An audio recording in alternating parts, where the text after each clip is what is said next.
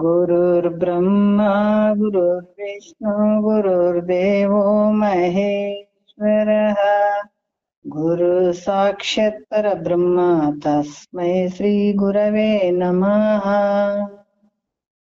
ಶ್ರೀ ಜಗದ್ಗುರು ಸಿದ್ಧಾರೂಢರ ಪಾದಕಮಲಗಳಿಗೂ, ಶ್ರೋತ್ರಿಯ ಬ್ರಹ್ಮನಿಷ್ಠ ಸದ್ಗುರು ಬಸವಾನಂದರ ಪಾದಕಮಲಗಳಿಗೂ, ಅವರ ಪ್ರತಿರೂಪದಂತಹ ನಿಜಗುಣಪ್ಪನವರ ಪಾದಕಮಲಗಳಿಗೂ ನನ್ನ ದೀರ್ಘದಂಡ ಪ್ರಣಾಮಗಳನ್ನ ಸಲ್ಲಿಸುತ್ತಾ, ಎಲ್ಲ ಮಹಾತ್ಮರ ಪಾದಕಮಲಗಳಿಗೂ ನನ್ನ ದೀರ್ಘದಂಡ ಪ್ರಣಾಮಗಳನ್ನ ಸಲ್ಲಿಸುತ್ತಾ, ಮನದಲ್ಲಿ ಸ್ಮರಿಸಿಕೊಳ್ಳುತ್ತಾ, ತಮ್ಮೆಲ್ಲರಿಗೂ ವಂದಿಸುತ್ತ ಇವತ್ತಿನ ಬಹಳ ಅದ್ಭುತವಾದಂತ ವಿಚಾರ, ಅದ್ಭುತವಾದಂತ ಕೆಲಸ, ಸಾರ್ಥಕವಾದಂತ ಜೀವನ ಅಂದ್ರೆ ಇದೇನೆ. ಆದ್ರ ಇಲ್ಲಿ ಕೂಡ ಬಹಳಷ್ಟು ವಿಷಯಗಳನ್ನ ನಿಜಗುಂಡ್ರು ಹೇಳ್ತಾ ಬರ್ತಾ ಇದ್ದಾರ. ಕೈವಲ್ಯ ಪದ್ಧತಿ ಒಳಗ ಜ್ಞಾನ ಪ್ರತಿಪಾದನಾ ಸ್ಥಳದ 9ನೆಯ ಪದದಲ್ಲಿ ಕೆಲವು ನುಡಿಗಳನ್ನು ಹೇಳಬೇಕಾಗ್ತದೆ. 9ನೇ ನುಡಿಯಲ್ಲಿ ಹೇಳುತ್ತಾರ, ಸತ್ತು ಚಿತ್ತ ನಿತ್ಯ ಆನಂದ ಪರಿಪೂರ್ಣ ಸ್ವರೂಪ ನೀನಿದ್ದಿ ಅನ್ನುವಂಥದ್ದನ್ನ ವಿಸ್ತಾರವಾಗಿ ಹೇಳ್ತಾರ. ಸದ್ರೂಪು ಚಿದ್ರೂಪು, ನೀನೇ ಸದ್ರೂಪ, ಎಲ್ಲದರಲ್ಲೇ ತುಂಬಿದಂಥದ್ದ ನೀನೇನೆ ಇದಿ. ನಿನ್ನ ಸ್ವರೂಪನೇ ಆದ ಚಿದ್ರೂಪ, ಎಲ್ಲವನ್ನ ಅರಿಯುವಂಥದ್ದು. ಹಾಗಾಗಿ ಇಲ್ಲಿ 9ನೇ ಪದದಲ್ಲಿ, ಯಾಕಂದ್ರೆ ಸದ್ರೂಪದಲ್ಲಿ ಜಗತ್ತಿನ ಬಗ್ಗೆ ಎಲ್ಲಾ ಘಟಾಪಟಾದಿಗಳನ್ನ ತಿಳಿಯುವಂಥವ್ ನೀನೆ ಅಂತ ಹೇಳಿದ್ರು. ಚಿದ್ರೂಪದಲ್ಲಿ ಶರೀರದಲ್ಲಿ ಇಂದ್ರಿಯಗಳನ್ನ, ಶರೀರವನ್ನ, ಎಲ್ಲವನ್ನ ತಿಳಿಯುವಂಥವ್ ನಿನ್ನ ಸ್ವರೂಪನೇ ಐತೆ ಅನ್ನುವಂಥ ವಿಚಾರವನ್ನ ಹೇಳಿದ್ರು. ಈಗ 9ನೆಯ ಪದದಲ್ಲಿ ಇದನ್ನೇ ಹೇಳ್ತಾರ. ನಿನ್ನ ನಿಜವಿದನೆ ತಿಳಿ ಬೇರೆನ್ನದಲೆ ಮನುಜ, ಇದ ಮೆನಿಸುವುದು ಆವುದಕ್ಕೆ ತಾನಾಶ್ರಯ ಪದವಾಗಿ ಬಾಧೆಯೊಂದದೆ ತೋರುತಿಹ ಸತ್ತೇ ಅನ್ನುವಂತ ವಿಚಾರವನ್ನ ಹೇಳ್ತಾ ಇದ್ದಾರ. ಯಾಕಂದ್ರೆ ನಿನ್ನ ನಿಜವಿದನೆ ತಿಳಿ, ಇದೇ ನೋಡು, ನಿನ್ನ ನಿಜ ಸ್ಥಿತಿ ಏನೈತೆ ಅಂದ್ರೆ ಇದೇ ಐತೆ. ಈಗ ನಾವೇನ್ ಹೇಳಿದ್ವಿ, ಎಲ್ಲಕ್ಕೂ ಸಾಕ್ಷಿ ರೂಪವಾಗಿರುವಂತದ್ದೇ ನಿನ್ನ ಸ್ವರೂಪ ಐತಪ್ಪ. ಇದನ್ ಬಿಟ್ಟು ಬೇರೆ ಏನೇನೋ ತಿಳ್ಕೊಳಕ್ ಹೋಗ್ಬೇಡ, ಅದರಿಂದ ವ್ಯರ್ಥವಾಗಿ ಹಾಳಾಗ್ತೀನಿ ನೀನು. ಅದಕ್ಕೆ ಬಹಳಷ್ಟು ಒಂದು ಕರುಣಾಮಯಿಗಳು ನೋಡ್ರಿ, ಎಷ್ಟೊಂದು ಅದ್ಭುತವಾದಂತ ವಿಚಾರಗಳನ್ನ ನಮಗ್ ತಿಳಿಸ್ತಾರ. ಇದೇ ನೋಡು, ನಿನ್ನ ನಿಜ ಸ್ಥಿತಿ ಯಾವುದು ಅಂದ್ರೆ ಇದೇ ಅದ. ಬೇರೆ ಎನ್ನದಲ್ಲೇ ಮನುಜ, ಮತ್ತೆ ಬೇರೆ ಬೇರೆ ಅಂತ ಅನ್ಕೊಳ್ಳಬೇಡ. ಅದಕ್ಕೆ ಇದೇ ನಿನ್ನ ಒಂದು ಸ್ವರೂಪ ಅಂತ ತಿಳ್ಕೊ, ಇದೇ ನಿಜ ಸ್ಥಿತಿ ಅಂತ ತಿಳ್ಕೊ. ಇದೇ ಮೆನಿಸುವುದು ಆವುದಕ್ಕೆ ತಾನಾಶ್ರಯ ಪದವಾಗಿ ಬಾಧೆಯೊಂದದೆ ತೋರಿದ್ರು. ಯಾಕಂತಂದ್ರೆ ಜಗತ್ತಿನ ಒಂದು ಘಟಪಟ ತೋರುವಂತ ದೃಶ್ಯ ಪ್ರಪಂಚಕ್ಕೆ ನೀನ್ ಆಧಾರವಾಗಿರುವಂತವ್ ನೀನೇ ಇರಿ. ಅದಕ್ಕ ನೀನ್ ಎಲ್ಲಾ ಒಂದು ನಾಶ ಆದ್ರೂ ಕೂಡ ನೀನ್ ಮಾತ್ರ ಯಾವಾಗ್ಲೂ ಇರುವಂತವನು, ಸತ್ಯವಾಗಿ ಇರುವಂತವನು. ಬಾಧೆಯೊಂದದೆ ಅಂದ್ರೆ ನೀನು ಯಾವಾಗ್ಲೂ ಇರುವಂತವನು, ನಿನಗ್ ಮಾತ್ರ ಯಾವ ಒಂದು ನಾಶ ಇಲ್ಲ ಅನ್ನುವಂತ ವಿಚಾರವನ್ನ ಈ ಒಂದು ಪದದಲ್ಲಿ ಹೇಳ್ತಾ ಬರ್ತಾ ಇದ್ದಾರ. ನಾವಿವಾಗ 3ನೇ ನುಡಿಯಿಂದ ನಾವು ಮಾತಾಡೋಣ. ಯಾಕಂತಂದ್ರ ಇಲ್ಲಿ ಕೂಡ ನೀನ್ ಹೆಂಗಿದ್ದೀಯಾ ಅಂತಂದ್ರ ಸದ್ರೂಪು ಚಿದ್ರೂಪು ನೀನೆ. ಯಾಕಂದ್ರ ಈ ಆನಂದ ರೂಪನು ನೀನೇನೆ. ಜಗತ್ತಿನಲ್ಲಿ ವಿಷಯಾದಿಗಳು ತೋರ್ತಾವಂದ್ರ ಅವು ಯಾವುದರಿಂದ ತೋರ್ತಾವ ಅನ್ನುವಂತ ವಿಚಾರವನ್ನು ಇಲ್ಲಿ ಹೇಳ್ತಾರ. ಎಲ್ಲವ ನಾರೈದು ನೋಡಲಿಲ್ಲೆನಿಸಿದ ನೇಹವೆಲ್ಲಿ ನೆಲೆಸುವುದು ತನ್ನಲ್ಲಿಯೇ ಅದರಿಂದ ಸುಖ ಅಂತ ಕೂಡ ಹೇಳ್ತಾರ. ಎಲ್ಲವ ನಾರೈದು ನೋಡಲ್ ಇಲ್ಲೆನಿಸಿದ ನೇಹವೆಲ್ಲಿ ನೆಲೆಸುವುದು ತನ್ನಲ್ಲಿಯೇ ಅದರಿಂದ ಸುಖ ಅನ್ನುವಂಥದ್ದು ಹೇಳ್ತಾರ. ಎಲ್ಲವನ್ನು ಅಂದ್ರೆ ಎಲ್ಲ ಸರ್ವ ಅಂದ್ರೆ ವಿಷಯಗಳನ್ನ, ಎಲ್ಲ ವಿಷಯಗಳನ್ನ ಎಲ್ಲವನ್ನ ಆರೈದು ನೋಡಲು ಇಲ್ಲೆನಿಸಿದ ನೇಹ ಎಲ್ಲಿ ನೆಲೆಸುವುದು. ಎಲ್ಲವನ್ನ ನಾವು ವಿಚಾರ ಮಾಡಿ ನೋಡಿದಾಗ, ವಿಚಾರಿಸಿದಾಗ ಎಲ್ಲಿ ಇರದೇ ಇರುವಂತ ಆನಂದ ಎಲ್ಲೈತೆ, ನಿನ್ನೊಳಗೈತೆ ಅನ್ನುವಂಥ ವಿಚಾರವನ್ನ ಹೇಳ್ತಾ ಇದ್ದಾರೆ ಅವರು. ಬಹಳಷ್ಟು ಅದ್ಭುತವಾದಂತ ವಿಚಾರ. ಯಾಕಂತಂದ್ರ ನೇಹವು ಅಂತಂದ್ರ ಸುಖ ಆನಂದದ ರೂಪವನ್ನ ಹೇಳ್ತಾರ. ನಾವು ಮೊದಲ ಯಾಕಂತಂದ್ರ ಆನಂದ ಅನ್ನುವಂಥದ್ದು, ಸುಖ ಅನ್ನುವಂಥದ್ದು ನಾವು ಬಯಸುವಂತ ಸುಖ ಯಾವತ್ತು ಶಾಶ್ವತವಾಗಿ ಇರ್ತವೆ ಅನ್ನಂದ್ರೆ ಇಲ್ಲ. ನಾವು ಹೆಂಡತಿ ಆಗಿರ್ಬೋದು, ಮಕ್ಕಳಾಗಿರ್ಬೋದು, ಧನ ಕನಕಗಳಾಗಿ. ನೀವು ಮಾತನಾಡುತ್ತಿರುವ ವ್ಯಕ್ತಿಯು ನಿಮ್ಮ ಕರೆಯನ್ನು ಹೋಲ್ಡ್ ನಲ್ಲಿ ಇರಿಸಿದ್ದಾರೆ. ದಯವಿಟ್ಟು ಲೈನ್ ನಲ್ಲಿ ಇರಿ. ಏನು ಸಂಸಾರ ಅಂತ ನಾವ್ ಅನ್ಕೊಳ್ತೀವಿ. ಈ ಒಂದು ಕಾಲದಲ್ಲಿ ಪ್ರೀತಿ ತೋರ್ತಾವ, ಒಂದ್ ಕಾಲದಲ್ಲಿ ಇಲ್ಲದಾಗ್ತಾವ. ಒಂದ್ ಕಾಲದಲ್ಲಿ ತೋರ್ತದ ಬಹಳ ಪ್ರೀತಿ ಐತೇನಪ್ಪ, ಹೆಂಡತಿ ಆಗಿರ್ಬೋದು, ಮಕ್ಕಳಾಗಿರ್ಬೋದು. ಯಾವಾಗ ಈ ಒಂದ್ ಕಾಲದಲ್ಲಿ ಬಹಳಷ್ಟು ನಾವು ಆ ಪ್ರೀತಿಯನ್ನ ತಗೊಳ್ತೀವಿ. ಆಮೇಲೆ ಅದು ಯಾವಾಗ್ಲೂ ಪ್ರೀತಿ ಇರ್ತದೆ ಅವ್ರ ಮೇಲೆ ನಾವು ಮಾಡುವಂತ ಪ್ರೀತಿ, ನಮ್ಮ ಮೇಲೆ ಅವ್ರು ಮಾಡುವಂತ ಪ್ರೀತಿ. ಹೆಂಡತಿ ಆಗಿರ್ಬೋದು, ಮಕ್ಕಳಾಗಿರ್ಬೋದು, ಧನ ಹೊಲ, ಈ ಧನ ಕನಕಗಳಾಗಿರ್ಬೋದು, ವಸ್ತ್ರ ವಾಹನಗಳ, ಇವೆಲ್ಲ ಏನಂತಂದ್ರೆ ಅದ್ರ ಮೇಲೆ ಬಹಳಷ್ಟು ನಾವು ಮೋಹ ಮಾಡ್ತೀವಿ, ಪ್ರೀತಿ ಮಾಡ್ತೀವಿ. ಆದ್ರ ಅವು ಹಂಗೆ ಇರ್ತಾವನ್ ಯಾವತ್ತು ಅಂದ್ರೆ ಇಲ್ಲ. ಒಂದ್ ಕಾಲದಲ್ಲಿ ಚೆನ್ನಾಗ್ ಅನಿಸ್ತಾವ, ಒಂದ್ ಕಾಲದಲ್ಲಿ ಇಲ್ದಂಗ ಆಗಿಬಿಡ್ತಾವ. ಯಾಕಂತಂದ್ರೆ ಇಲ್ಲಿ ಕೂಡ ಹೆಂಡತಿ ಆಗಿರ್ಬೋದು, ಪುತ್ರ ಆಗಿರ್ಬೋದು, ಇವೆಲ್ಲ ಕೆಲವು ಏನಂದ್ರ ಅನುಕೂಲ ಆದಂಗ ತೋರ್ತಾವ. ಅದ್ರ ಮೇಲೆ ಬಹಳ ಪ್ರೀತಿ, ಯಾಕಂದ್ರೆ ಅವೇ ನಮಗ ಪ್ರತಿಕೂಲ ಆದಾಗ ಆ ಪ್ರೀತಿ ಹೋಗ್ತದೆ. ಅದೇ ಕೆಲವು ವಿಷಯಗಳನ್ನ ಹೇಳ್ತಾರೆ. ಈ ವಿಷಯಗಳಲ್ಲಿ ಏನಂದ್ರ ವ್ಯಭಿಚಾರ ಅಂತ ಕೂಡ ಹೇಳ್ತಾರೆ. ಯಾಕಂದ್ರ ಸರ್ವ ವಿಷಯಗಳಲ್ಲಿ ಪ್ರೀತಿ ಒಂದು ವ್ಯಭಿಚಾರ. ವ್ಯಭಿಚಾರ ಅಂದ್ರೆ ಒಂದು ಕಾಲದಲ್ಲಿ ತೋರ್ದಂಗ ಆಗೋದು, ಸುಖ ಅನಿಸ್ತಂಗ ಆಗ್ತದೆ, ಇನ್ನೊಂದ್ ಕಾಲದಲ್ಲಿ ಅದು ದುಃಖ ಅನಿಸ್ತದ, ಸರಿ ಅನ್ಸಂಗಿಲ್ಲ. ಈ ರೀತಿ ಯಾವಾಗ್ಲೂ ಇರ್ತವೇನೋ ಅಂತಂದ್ರ ಇಲ್ಲ. ಹೆಂಗಂದ್ರ ಒಂದು ಪಕ್ಷಿ ಕೂಡ ಒಂದು ಗಿಡದ ಮೇಲೆ ಕೂತ್ಕೊಂಡಿರ್ತಂದ್ರ ಅದು ಯಾವತ್ತು ಹಂಗ ಕೂತ್ಕೊಳ್ತೇನಂದ್ರೆ ಇಲ್ಲ, ಅದು ಸ್ವಲ್ಪ ಕೂತ್ಕೊಳತ್ತದ ಮತ್ತೆ ಹಾರಿ ಹೋಗ್ಬಿಡ್ತದ. ಈ ರೀತಿ ನೀನ್ ಮಾಡುವಂತ ಪ್ರೀತಿ ಕೂಡ ಹಂಗೇನೆ. ಅವ್ರ ಮೇಲೆ ನಿನಗ್ ಮಾಡೋದಾಗಿರ್ಬೋದು, ನಿನ್ ಮೇಲೆ ಅವ್ರು ಮಾಡೋದಾಗಿರ್ಬೋದು, ಯಾವ ಪ್ರೀತಿನೂ ಶಾಶ್ವತ ಅಲ್ಲ. ಅದಕ್ಕ ಇಲ್ಲಿ ಕೂಡ ಮತ್ತೆ ಸ್ಥಿರವಾದಂಥದ್ದು ಎಲ್ಲಿ ಐತಪ್ಪ, ಸ್ಥಿರವಾದಂತ ಒಂದು ಸುಖ ಎಲ್ಲಿ ಐತೆ ಅಂತ ವಿಚಾರ ಮಾಡಿ ನೋಡಿದ್ರ ಇದು ತನ್ನಲ್ಲೇ ಐತೆ ಅಂತ ಹೇಳ್ತಾರೆ. ಈ ಸುಖ ಅನ್ನುವಂಥದ್ದು ನೀನ್ ಅವ್ರ ಮೇಲೆ ಇವ್ರ ಮೇಲೆ ಅಂತ ಅನ್ಕೊಂಡು ಅದ್ರ ಮೇಲೆ ಆರೋಪ ಮಾಡ್ಕೊಂಡು ಅವರು ನನಗೆ ಹಿಂಗ್ ಮಾಡಿದ್ರು ಹಂಗ್ ಮಾಡಿದ್ರು ಅನ್ನುವಂಥದ್ದಾಗಿರ್ಬೋದು, ಅಥವಾ ನೀ ಮಾಡುವಂತ ಪ್ರೀತಿ ಯಾವತ್ತು ಶಾಶ್ವತ ಅಂತ ತಿಳ್ಕೊಂಡದಂಥದ್ದಾಗಿರ್ಬೋದು. ಅದು ಯಾವಾಗ್ಲೂ ಒಂದು ಹೋಗುವಂಥದ್ದೇ, ಅದು ಶಾಶ್ವತ ಅಲ್ಲ. ಆದ್ರೆ ಶಾಶ್ವತವಾಗಿರುವಂಥದ್ದು ಯಾವುದು, ಎಲ್ಲೈತು, ಹೊರಗಡೆ ಐತೋ ಎಲ್ಲೈತು ಅಂದ್ರೆ ಅದು ನಿನ್ನೊಳಗ ಐತೆ. ಅದಕ್ಕೆ ಇಲ್ಲಿ ಕೂಡ ಹೇಳ್ತಾರ, ಅದು ಹೆಂಗಂತಂದ್ರೆ ಅದು ನಿನ್ಮೇಲೆ ಇರುವಂತ ಒಂದು, ನಿನ್ನಲ್ಲೇ ಇರುವಂತದ್ದು ಆ ಪ್ರೀತಿ ಐತೆ, ಆ ಒಂದು ಸುಖ ಐತೆ, ಆ ಆನಂದ ಐತೆ. ಯಾಕಂದ್ರೆ ಇವರು ಕೂಡ ಹೇಳ್ತಾರ, ನಿಜಗುಂಡ್ರು ಕೂಡ ಹೇಳ್ತಾರ, ಆವ ಕಾಲದೋಳು ಬಳಿಕ ಆವ ದೇಶದೋಳು ಬೇರಾವ ವಸ್ತುವಿನ ಒಡೆವರೇ ದತ್ತಿ ಮಮತೆ, ಆವ ಪರಿಯೋಳು ತನ್ನ ಮೇಲಿರ್ಪುದಂತೆ ಗುರು ದೇವತೆಯೋಳು ಅನುರಾಗ ವಿಹುದೇ ನಿಜ ಭಕ್ತಿ ಅನ್ನುವಂಥ ವಿಚಾರದಲ್ಲಿ ಹೇಳಿದಾರೆ. ಯಾವಾಗ್ಲೂ ತನ್ನ ಮೇಲೆ ಬಹಳ ಪ್ರೀತಿ ಇರ್ತದೆ. ಯಾವಾಗಾದ್ರೆ ಇಲ್ರಿ ನಾವು ಒಂದು ಯೌವನ ಸಂದರ್ಭದಲ್ಲಿ ನಾವು ಬಹಳ ಪ್ರೀತಿ ಮಾಡ್ಕೊಳ್ಳೋ ಮುಪ್ಪಿನಲ್ಲಿ ನಮ್ಮ ಮೇಲೆ ಅಷ್ಟು ಇಲ್ರಿ ಅಂತ ಅನ್ಕೊಳ್ತೀವಿ. ಏನಂದ್ರಲ್ಲ, ಯಾವ ಒಂದು ವಯಸ್ಸಾಗಿರೋ, ಒಂದು ಬಾಲ್ಯ ಆಗಿರ್ಬೋದು, ಒಂದು ಯೌವನ ಆಗಿರ್ಬೋದು, ಮುಪ್ಪು ಆದ್ರೂ ಕೂಡ ನನ್ನ ಮೇಲೆ ನನಗೆ ಬಹಳ ಪ್ರೀತಿ ಇರುವಂತದ್ದು. ಯಾಕಂದ್ರೆ ಯಾವ ದೇಶದಲ್ಲೇ ಆಗಿರ್ಬೋದು, ಬೇರೆ ಈ ನಮ್ಮ ಇಂಡಿಯಾ ಬಿಟ್ಟು ಮತ್ತೆ ಬೇರೆ ದೇಶಕ್ಕೆ ಹೋದ್ರೆ ನಮ್ಮ ಮೇಲೆ ನಮ್ಗೆ ಏನಾರು ನಾವು ಸಿಟ್ ಮಾಡ್ಕೋತೀವಿ ಅಥವಾ ನೆಗ್ಲೆಕ್ಟ್ ಮಾಡ್ಕೋತೀವಿ. ಯಾವ ಕಾಲ ಆದ್ರೂ, ಚಳಿಗಾಲ ಆಗಿರ್ಬೋದು, ಮಳೆಗಾಲ ಆಗಿರ್ಬೋದು, ಬೇಸಿಗೆಗಾಲ ಆಗಿರ್ಬೋದು, ಯಾವ ಸಂದರ್ಭದಲ್ಲಿ ಆದ್ರೂ ಕೂಡ ನಾವು ಸೇಫ್ಟಿಯಾಗಿ ಇಟ್ಕೋಬೇಕಂತ ನಮ್ಮ ಮೇಲೆ ನಮಗ್ ಬಹಳ ಪ್ರೀತಿ ಇದ್ದೇ ಇರ್ತದಲ್ಲ. ಹಂಗಾಗಿ ಎಲ್ಲಿ ಒಂದು ಯಾವ ವಯಸ್ಸಾಗಿರ್ಬೋದು, ಯಾವ ದೇಶನೇ ಆಗಿರ್ಬೋದು, ಯಾವ ಸ್ಥಳನೇ ಆಗಿರ್ಬೋದು, ಎಷ್ಟು ನನ್ನ ಮೇಲೆ ನಾನು ಪ್ರೀತಿ ಇಟ್ಕೊಳ್ತೀನಿ ಅದು ಯಾವತ್ತೂ ಕಡಿಮೆ ಆಗಂಗಿಲ್ಲ. ಅದಕ್ಕೆ ಅವ್ರು ಹೇಳ್ತಾರ, ತನಗಿಂತ ಪ್ರಿಯವಾದ ವಿಷಯ ಒಂದುಂಟೆ ಅಂತ ಹೇಳ್ತಾರೆ ನಿಜಗೊಂಡ್ರು. ತನಗಿಂತ ಪ್ರಿಯವಾದ ವಿಷಯ ಒಂದುಂಟೆ, ಎಷ್ಟು ಅದ್ಭುತವಾಗಿ ಹೇಳ್ತಾರೆ. ಅದು ಸತ್ಯನಲ್ಲ, ನಮ್ಮ ಅನುಭವಕ್ಕೆ ನಮಗ್ ಬರ್ತಾವೆ, ಇವೆಲ್ಲ ಅನುಭವಕ್ಕೆ ಬರ್ತಾವ. ಯಾಕಂದ್ರೆ ಎಲ್ಲಾದ್ರೂ ನಾವು ನೆಗ್ಲೆಕ್ಟ್ ಮಾಡ್ಕೊಂಡಿವೇನಂದ್ರೆ ಇಲ್ಲ, ನಮ್ನ ಬಹಳಷ್ಟು ಸೇಫ್ ಆಗಿ ನೋಡ್ಕೊಳ್ತೀವಲ್ಲ. ಹೆಂಗ ನನ್ ಮೇಲೆ ನನ್ನ ಪ್ರೀತಿ ಕಡಿಮೆ ಆಗಂಗಿಲ್ಲ. ಅದಕ್ಕೆ ತನಗಿಂತ ಪ್ರಿಯವಾದ ವಿಷಯ ಮುಂದುಂಟೆ ಅನ್ನುವಂಥದ್ದು ಅವ್ರು ಹೇಳ್ತಾರೆ. ಹೆಂಗಾಗಿದೆ ಅಂದ್ರೆ ಮಹಾತ್ಮರು ತಿಳಿಸ್ತಾರೆ ಅಲ್ಲ, ಬಹಳ ಆತ್ಮ ಪರಮ ಪ್ರೀತಿಗೆ ಪಾತ್ರನಾದಂತ ಆತ್ಮ ಆನಂದ ಸ್ವರೂಪನೇ ಅಂತ ಹೇಳಿದಿರಿ. ಯಾಕಂದ್ರ ನೀನೇ ಆನಂದ ಸ್ವರೂಪ ಅಂತ ಹೇಳ್ತೀರಿ. ಯಾಕೋ ಇದು ಯಾಕೋ ಸರಿ ಕಾಣ್ತಾ ಇಲ್ಲ ನನಗ. ಯಾಕಂದ್ರ ಈಗ ದುಡ್ಡು ಇದ್ದತ್ತ ಇನ್ನೊಬ್ರ ಹತ್ರ ಸಾಲ ಕೇಳ್ತಾನೆ ಏನಂದ್ರೆ ಕೇಳಂಗಿಲ್ಲ. ಯಾಕಂದ್ರೆ ಅದನ್ನ ದುಡ್ಡು ತನ್ನ ಹತ್ರ ದುಡ್ಡು ಇರ್ಲಿಲ್ಲ ಅಂದ್ರೇನೆ ಬೇರೆಯವ್ರ ಹತ್ರ ಕೇಳ್ತಾನೆ. ತನ್ನ ಹತ್ರ ಧನಿಕ ಅದನ್ನ, ಶ್ರೀಮಂತ ಅದನ್ನ, ಬೇರೆಯವ್ರ ಹತ್ರ ಕೇಳಕ್ ಹೋಗಂಗಿಲ್ಲ.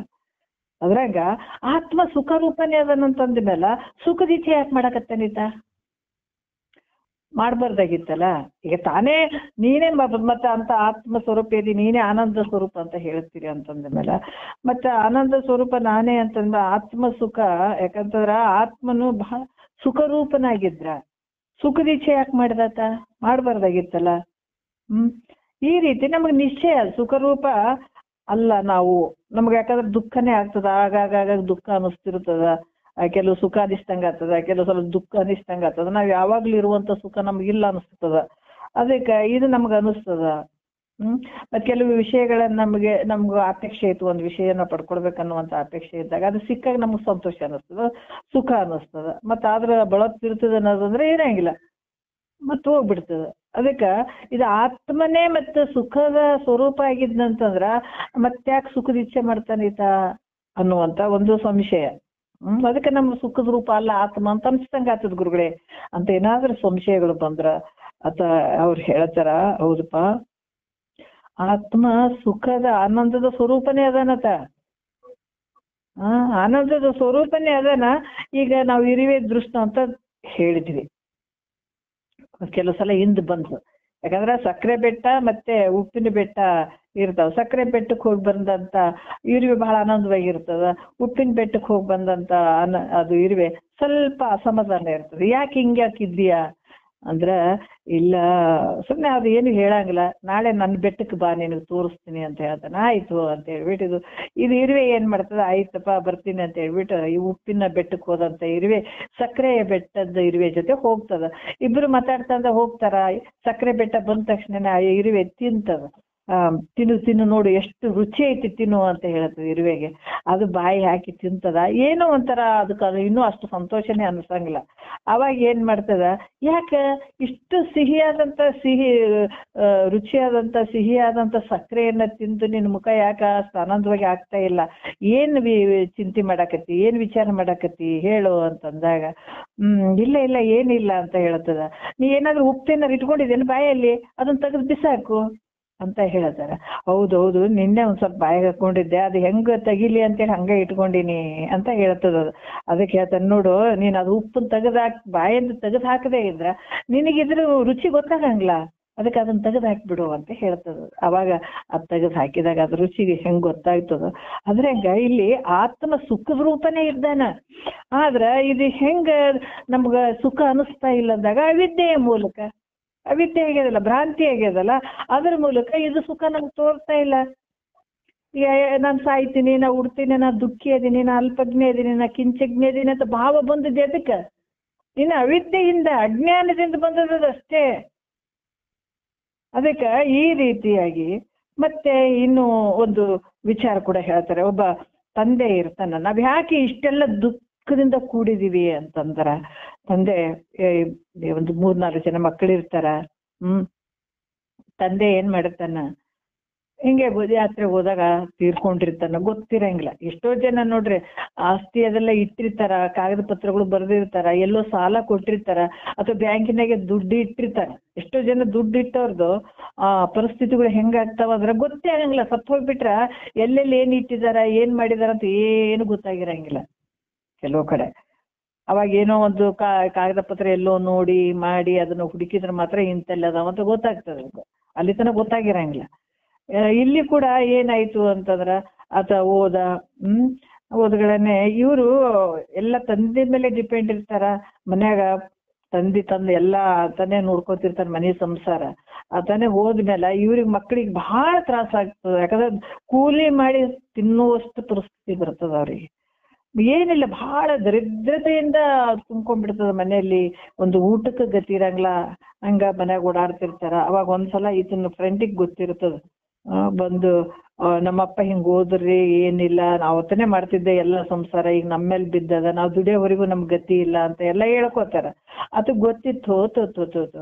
ಇವ್ರಿಗೆ ಏನು ಗೊತ್ತಿಲ್ಲಲ್ಲ, ಅವ್ರಪ್ಪ ಮಾಡಿಟ್ಟಿದಾನ ಆಸ್ತಿ, ಏನು ಗೊತ್ತಿಲ್ಲ ಇವರಿಗೆ. ಅಯ್ಯೋ ಅಂತ ಹೇಳ್ಬಿಟ್ಟು ಆತ ಏನ್ ಮಾಡದ, ಬರ್ರಿಪ್ಪ ಬರ್ರಿ ಅಂತ ಹೇಳಿ ಕರ್ಕೊಂಡೋಗಿ ಮನೆಯಲ್ಲಿ ಅಗೆ ಇರ್ತದಲ್ಲ, ಎಲ್ಲ ಜೋಳ ಗೋಧಿ ಎಲ್ಲ ಹಾಕಕ ಅಗೆಯನ್ನ, ಅದು ಇದು ಹಾಲಿನಲ್ಲಿ ಹಾಲು ಇರ್ತದಲ್ಲ, ಈ ಬಂಡಿ ತೆಗೀರಿ ಅಂತ ಹೇಳ್ತಾರೆ. ಹಾಲಿಂದ ಪರ್ಸಿ ಹಾಕಿರ್ತಾರಲ್ಲಿ, ಇವನ್ನ ತೆಗೀರಿ ಅಂತ ಹೇಳ್ಬಿಟ್ಟು ಅದನ್ನ ತೆಗಿಸ್ತಾನ. ಒಳಗಡೆ ದೊಡ್ಡದೊಂದು ಅಗೆ ತರ ಇರ್ತದೆ. ಹಾಗೆ ಒಳಗ ಬಂಗಾರ ಬೆಳ್ಳಿ ಎಲ್ಲ ಅವ್ರ ಅಪ್ಪ ಅಲ್ಲಿ ಇಟ್ಟಿರ್ತಾರೆ. ಇಟ್ಟಾಗ ನೋಡ್ರಿ ಇಲ್ಲಿ ಐತಿ ನೋಡ್ರಿ ಅಂತ ಆತ ಹೇಳಿ ತೆಗಿಸಿದಾಗ ಬಹಳಷ್ಟು ಆನಂದ ಆಗ್ತದ ಅವ್ರಿಗೆ. ಆದ್ರೆ ಅದಕ್ಕಿಂತ ಮೊದಲು ಎಷ್ಟು ದುಃಖ ಪಟ್ರು ಅವರು. ಯಾಕೆ ಮನ್ಯಾಗ ದುಡ್ಡು ಇರ್ಲಿಲ್ಲೇನು, ಇತ್ತು. ಎಲ್ಲಿತ್ತು? ಮನೆಗೆ ಇತ್ತು. ಆದ್ರೆ ಅವ್ರಿಗೆ ಕಂಡಿತ್ತೇನು? ಕಂಡಿಲ್ಲ. ಅದ್ರ ಮೇಲೆ ತಿರುಗಾಡ್ತಾರೆ, ಅದ್ರ ಮೇಲೆ ಉಂಡ್ರು, ಅದ್ರ ಮೇಲೆ ತಿಂದ್ರು, ಅದ್ರ ಮೇಲೆ ದುಃಖ ಪಟ್ರು, ಕಷ್ಟಪಟ್ರು, ಎಲ್ಲ ಮಾಡಿದ್ರು. ಆದ್ರೆ ಅಲ್ಲಿ ಅವ್ರ ಮನೆಗೆ ದುಡ್ಡು ಇರ್ಲಿಲ್ಲೇನು, ಇತ್ತು. ಆದ್ರೆ ಅವ್ರಿಗೆ ಕಂಡಿತ್ತೇನು? ಕಂಡಿರ್ಲಿಲ್ಲ. ಅದ ತೋರಿಸಿದ್ಮೇಲೆ ಆ ದುಡ್ಡು ನೋಡಿ ಬಹಳಷ್ಟು ಆನಂದ ಐತೆ, ಆ ಸಂಪತ್ತನ್ನ ನೋಡಿ ಬಹಳಷ್ಟು ಆನಂದ ಐತಲ್ಲ. ಅದೇ ರೀತಿ ಕೂಡ ಇಲ್ಲಿ ಹೇಳ್ತಾರ, ನೀನೆ ಸುಖದ ರೂಪ ಇದ್ದಿ, ಅದು ಎಲ್ಲಿದೆ ಅಂತ ನಿನ್ಗೆ ಗೊತ್ತಾಗ್ಲಾರ್ದಕ್ಕಾಗಿ ನೀನು ಹತ್ಕೊಂತ ತಿರುಗಾಡಕತ್ತೀವಿ. ಇದು ಒಂದು ಜನ್ಮ ಅಲ್ಲ, ಜನ್ಮ ಜನ್ಮಾಂತರದಲ್ಲಿ ತಿರುಗಾಡಕತ್ತೀಯಪ್ಪ ನೀನ್. ಹಿಂಗೆ ಎಷ್ಟು ಅನ್ಭವಿಸ್ತಿದೆ ಹೇಳು. ಅದು ಮಹಾತ್ಮರು ಎಷ್ಟು ಚಂದ ಹೇಳ್ತಾರೆ ನೋಡ್ರಿ. ಅಯ್ಯೋ, ನಿನಗೊಂದು ದೇಹವನ್ನು ಕೊಟ್ಟು ತಪವಂತ ಘನಶಂಭುಲಿಂಗವಾಗಿರಲು ಒಲ್ಲ ಮನುಜ, ಎಷ್ಟು ಅದ್ಭುತವಾಗಿ ತಿಳಿಸ್ತಾರ. ಇದು ಒಂದು ಶರೀರ ಮೀಸಲಾಗಿ ಇಟ್ಟು ಬಿಡು ನಿನಗಾಗಿ. ಹೆಂಗೈತಿ ನೋಡ್ರಿ ಅದು. ಇದು ನಿನ್ನ ಸಲುವಾಗಿ ಇಟ್ಕೋ, ಇದನ್ನ, ಈ ಶರೀರವನ್ನ ನಿನ್ನ ಸಲುವಾಗಿ ಬಳಸ್ಕೋ. ಅದಕ್ಕೆ ಇಲ್ಲಿ ಕೂಡ ಹೇಳ್ತಾರ, ನಿನಗ ನಿನ್ನ ಒಳಗ ಐತೆ ಅಂತ ಸಂಪತ್ತು, ದೊಡ್ಡ ಸಂಪತ್ತು ಐತೆ ಅದು. ಅದನ್ನ ನೀನು ನೋಡ್ಕೋ.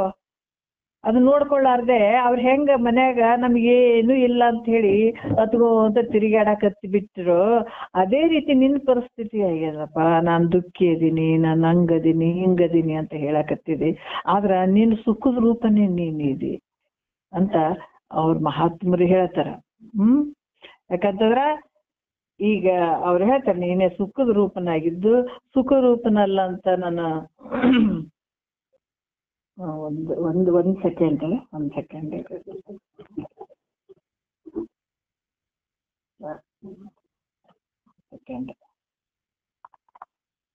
ಅದಕ್ಕೆ ಈ ರೀತಿ ಸುಖದ ರೂಪನೇ ನೀನಿದ್ದೀಯ.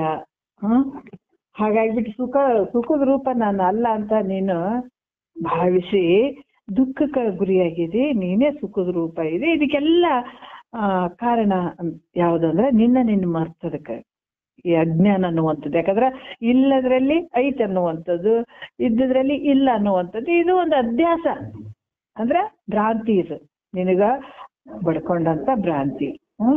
ಅದಕ್ಕೆ ಈ ರೀತಿಯಾಗಿ ಬಹಳಷ್ಟು ದೃಷ್ಟಾಂತವನ್ನು ಕೊಡ್ತಾರ. ಒಂದು ಕೀಲಿಕೈ ತನ್ನತ್ರನೇ ಇಟ್ಕೊಂಡು, ಆ ಕೀಲಿಕೈ ತನ್ನಲ್ಲಿ ಇಟ್ಕೊಂಡಿದಾನ, ಆದ್ರೆ ಮರ್ತು ಊರ್ ತುಂಬಾ ಹುಡುಕಿದ್ನಂತಲ್ಲ, ಹಂಗಾಗಿ ಬಿಟ್ಟದ. ನಿನ್ನಲ್ಲೇ ಅಂತ ದೊಡ್ಡ ಸುಖ ಇಟ್ಕೊಂಡ್ಕೇಸಿ ವಿಷಯಗಳಲ್ಲಿ ಸುಖ ಅಂತ ತಿಳ್ಕೊಂಡಿಯಲ್ಲ ನೀನು. ಏನ್ ಹೇಳ್ತಾರಪ್ಪ ನಿನಗ? ಅವ್ರೇನ್ ಹೇಳ್ತಾರ, ಕೀಲಿಕೈ ನಿನ್ನ ಹತ್ರನೇ ಐತೆ, ಅದನ್ನ ಒಂದ್ ಕಡೆ ಇಟ್ಕೊಂಡ್ಕೇಸಿ ನಿನ್ನಲ್ಲೇ ಇಟ್ಕೊಂಡು ಅದನ್ನ ಮರ್ತು ಊರ್ ತುಂಬಾ ತಿರುಗಾಡಿದ್ನಂತ. ಅದ್ರಂಗ ನೀನೇ ಸುಖದ ರೂಪನಾಗಿ ವಿಷಯಾದಿಗಳಲ್ಲಿ ಸುಖ ಅಂತ ಬಯಸ್ಬಿಟ್ಟು ಎಲ್ಲ ಕಡೆ ಓಡಾಡಕತ್ತೀಯಲ್ಲ, ಏನ್ ಹೇಳ್ಬೇಕು? ನಿನ್ನನ್ನ ನೀನ್ ಮರ್ತು ಸುಖವನ್ನ ಇಚ್ಛೆ ಪಡಾಕತ್ತೀವಿ. ಅದಕ್ಕ ನಿನಗ ನಿನ್ನಲ್ಲಿ, ಯಾಕಂದ್ರ ವಿಷಯಗಳಲ್ಲಿ ಸುಖ ಐತೆ ಅನ್ನುವಂಥದ್ದು ನಿನ್ನ ಭ್ರಮೆ ಅದು ನೋಡ್ರಿ. ಯಾಕಂತಂದ್ರ ವಿಷಯ ಕಾಲದಲ್ಲಿ ವಿಷಯ ನೀನು ಅಪೇಕ್ಷೆ ಪಟ್ಟಂತದ್ದು ಏನಾದ್ರೂ ಅಲ್ಲಿ ದೊರಕಿತು ಅಂತಂದಾಗ ನಿನಗೆ ಅಲ್ಲಿ ಸುಖ ಅಂತ ಅನಿಸ್ತಂಗ ಆಗ್ತದ ಅಷ್ಟೇ ಹೊರತಾಗಿ. ಆದ್ರ ಅದು ಯಾವಾಗ್ಲೂ ಇರ್ತದೇನೋ ಅಂದ್ರೆ ಇಲ್ಲ, ಅದು ಭ್ರಮೆ ನಿನಗ. ಈ ರೀತಿಯಾಗಿ ಒಂದ್ಸಲ ತೋರ್ತದ, ಒಂದ್ಸಲ ತೋರಂಗಿಲ್ಲ. ಅದೇ ನನಗ ಶಾಶ್ವತ ಸುಖ ಅಂತ ಕುಂತಿಯಲ್ಲ, ನಿನಗೆ ಏನ್ ಹೇಳ್ಬೇಕು? ಅದಕ್ಕೆ ಅವ್ರು ಹೇಳ್ತಾರ, ದಾಸರು ಕೂಡ ಹೇಳ್ತಾರ, ಕುರುಡು ನಾಯಿ ಸಂತೆಗೆ ಬಂದಂತೆ. ಅದು ಯಾಕೋ ಬಂತು ಕುರುಡು ನಾಯಿ ಸಂತೆಗೆ ಬಂತು? ಕಂಡ ಸಕ್ಕರೆ ಹಿತವಿಲ್ಲವಂತೆ, ಕಂಡ ಎಲುಬು ಕಡಿದಿತ್ತಂತೆ, ಹೆಂಡಿರ ಮಕ್ಕಳು ನೆಚ್ಚಿತಂತೆ, ಕೊಂಡು ಒಯ್ಯುವಾಗ ಯಾರಿಲ್ಲವಂತೆ. ಎಷ್ಟು ಅದ್ಭುತವಾಗಿ ಹೇಳ್ತಾರ. ಕಂಡ ಸಕ್ಕರೆನೇ ಐತಿ ಇಲ್ಲಿ, ಆದ್ರ ಏನ್ ಮಾಡಾಕದು? ಅದು ಹಿತ ಆಗ್ತಾ ಇಲ್ಲಲ್ಲ ಇದಕ್ಕ. ಎಷ್ಟೊಂದು ಅದ್ಭುತವಾಗಿ ಹೇಳ್ತಾರೆ. ಕುರುಡು ನಾಯಿ ಇದು ತಿರ್ಕೋಂತ ಬಂದ್ಬಿಟ್ಟದ. ಸಕ್ರಿ ಇಲ್ಲಿ ಐತಪ್ಪ, ಕಂಡ ಸಕ್ಕರೆ ಹಿತವಿಲ್ಲವಂತೆ, ಕಂಡ ಎಲುಬು ಕಡಿದಿತ್ತಂತೆ. ಹೆಂಗಾಗ್ತದ? ಕಂಡ ಎಲುಬಿನಾಗ ಏನ್ ಸುಖ ಐತೇನಂತಂದ್ರ ಸುಖ ಇಲ್ಲ. ಅದಕ್ಕೇನ ರುಚಿ ಐತೇನ ಎಲುಬಿನಲ್ಲಿ? ಒಣ ಎಲುಬು ನಾಯಿ ಕಡಿತಿತ್ತು, ಅದ್ರಲ್ಲಿ ಏನು ಇಲ್ಲ, ಒಣ ಎಲುಬು ಕಡಿತಿತ್ತು, ಅದ್ರ ದೌಡೆಯಲ್ಲೇ ಅದ್ ರಕ್ತ ಬರ್ತಾ ಇತ್ತು, ಅದೇ ರುಚಿ ಹತ್ತಕತ್ತ ಅದಕ್ಕೆ, ಅದ್ರಾಗ ಬರ್ತಾವಂತ ತಿಳ್ಕೊಂಡದ ಅದು. ಆದ್ರ ಯಾವಾಗ ಅದು ನೋವು ಶುರುವಾಯ್ತು ಅಲ್ಲಿ, ಅವಾಗ ಇದು ಯಾಕೋ ಸರಿ ಇಲ್ಲ ಅಂತೇಳಿ ದೂರ ಹೋಗಿ ಅದನ್ನ ಬಿಟ್ಬಿಡ್ತದ. ಅದು ಬರುವಂತ ತನ್ನೊಳಗಡೆ ಇರುವಂತದ್ದೇ ಅದೇ ರುಚಿ ಅಂತ ತಿಳ್ಕೊಂಡ್ಬಿಟ್ಟದಲ್ಲ. ಈಗ ನಮ್ಗಳ ಪರಿಸ್ಥಿತಿ ಹೆಂಗಿದೆ ಅಂತಂದ್ರೆ ಮಹಾತ್ಮರು ಹೇಳ್ತಾರ, ವಿಷಯಾದಿಗಳು ಸುಖ ಅಂತ ಅದ್ರ ಬೆನ್ನು ಎತ್ತಿದೆಯಲ್ಲ, ಅದ್ರಾಗ ಎಲ್ಲೇ ಐತೆ ಸುಖ? ಅದ್ರಿಂದ ದುಃಖನೇ ಐತಪ್ಪ.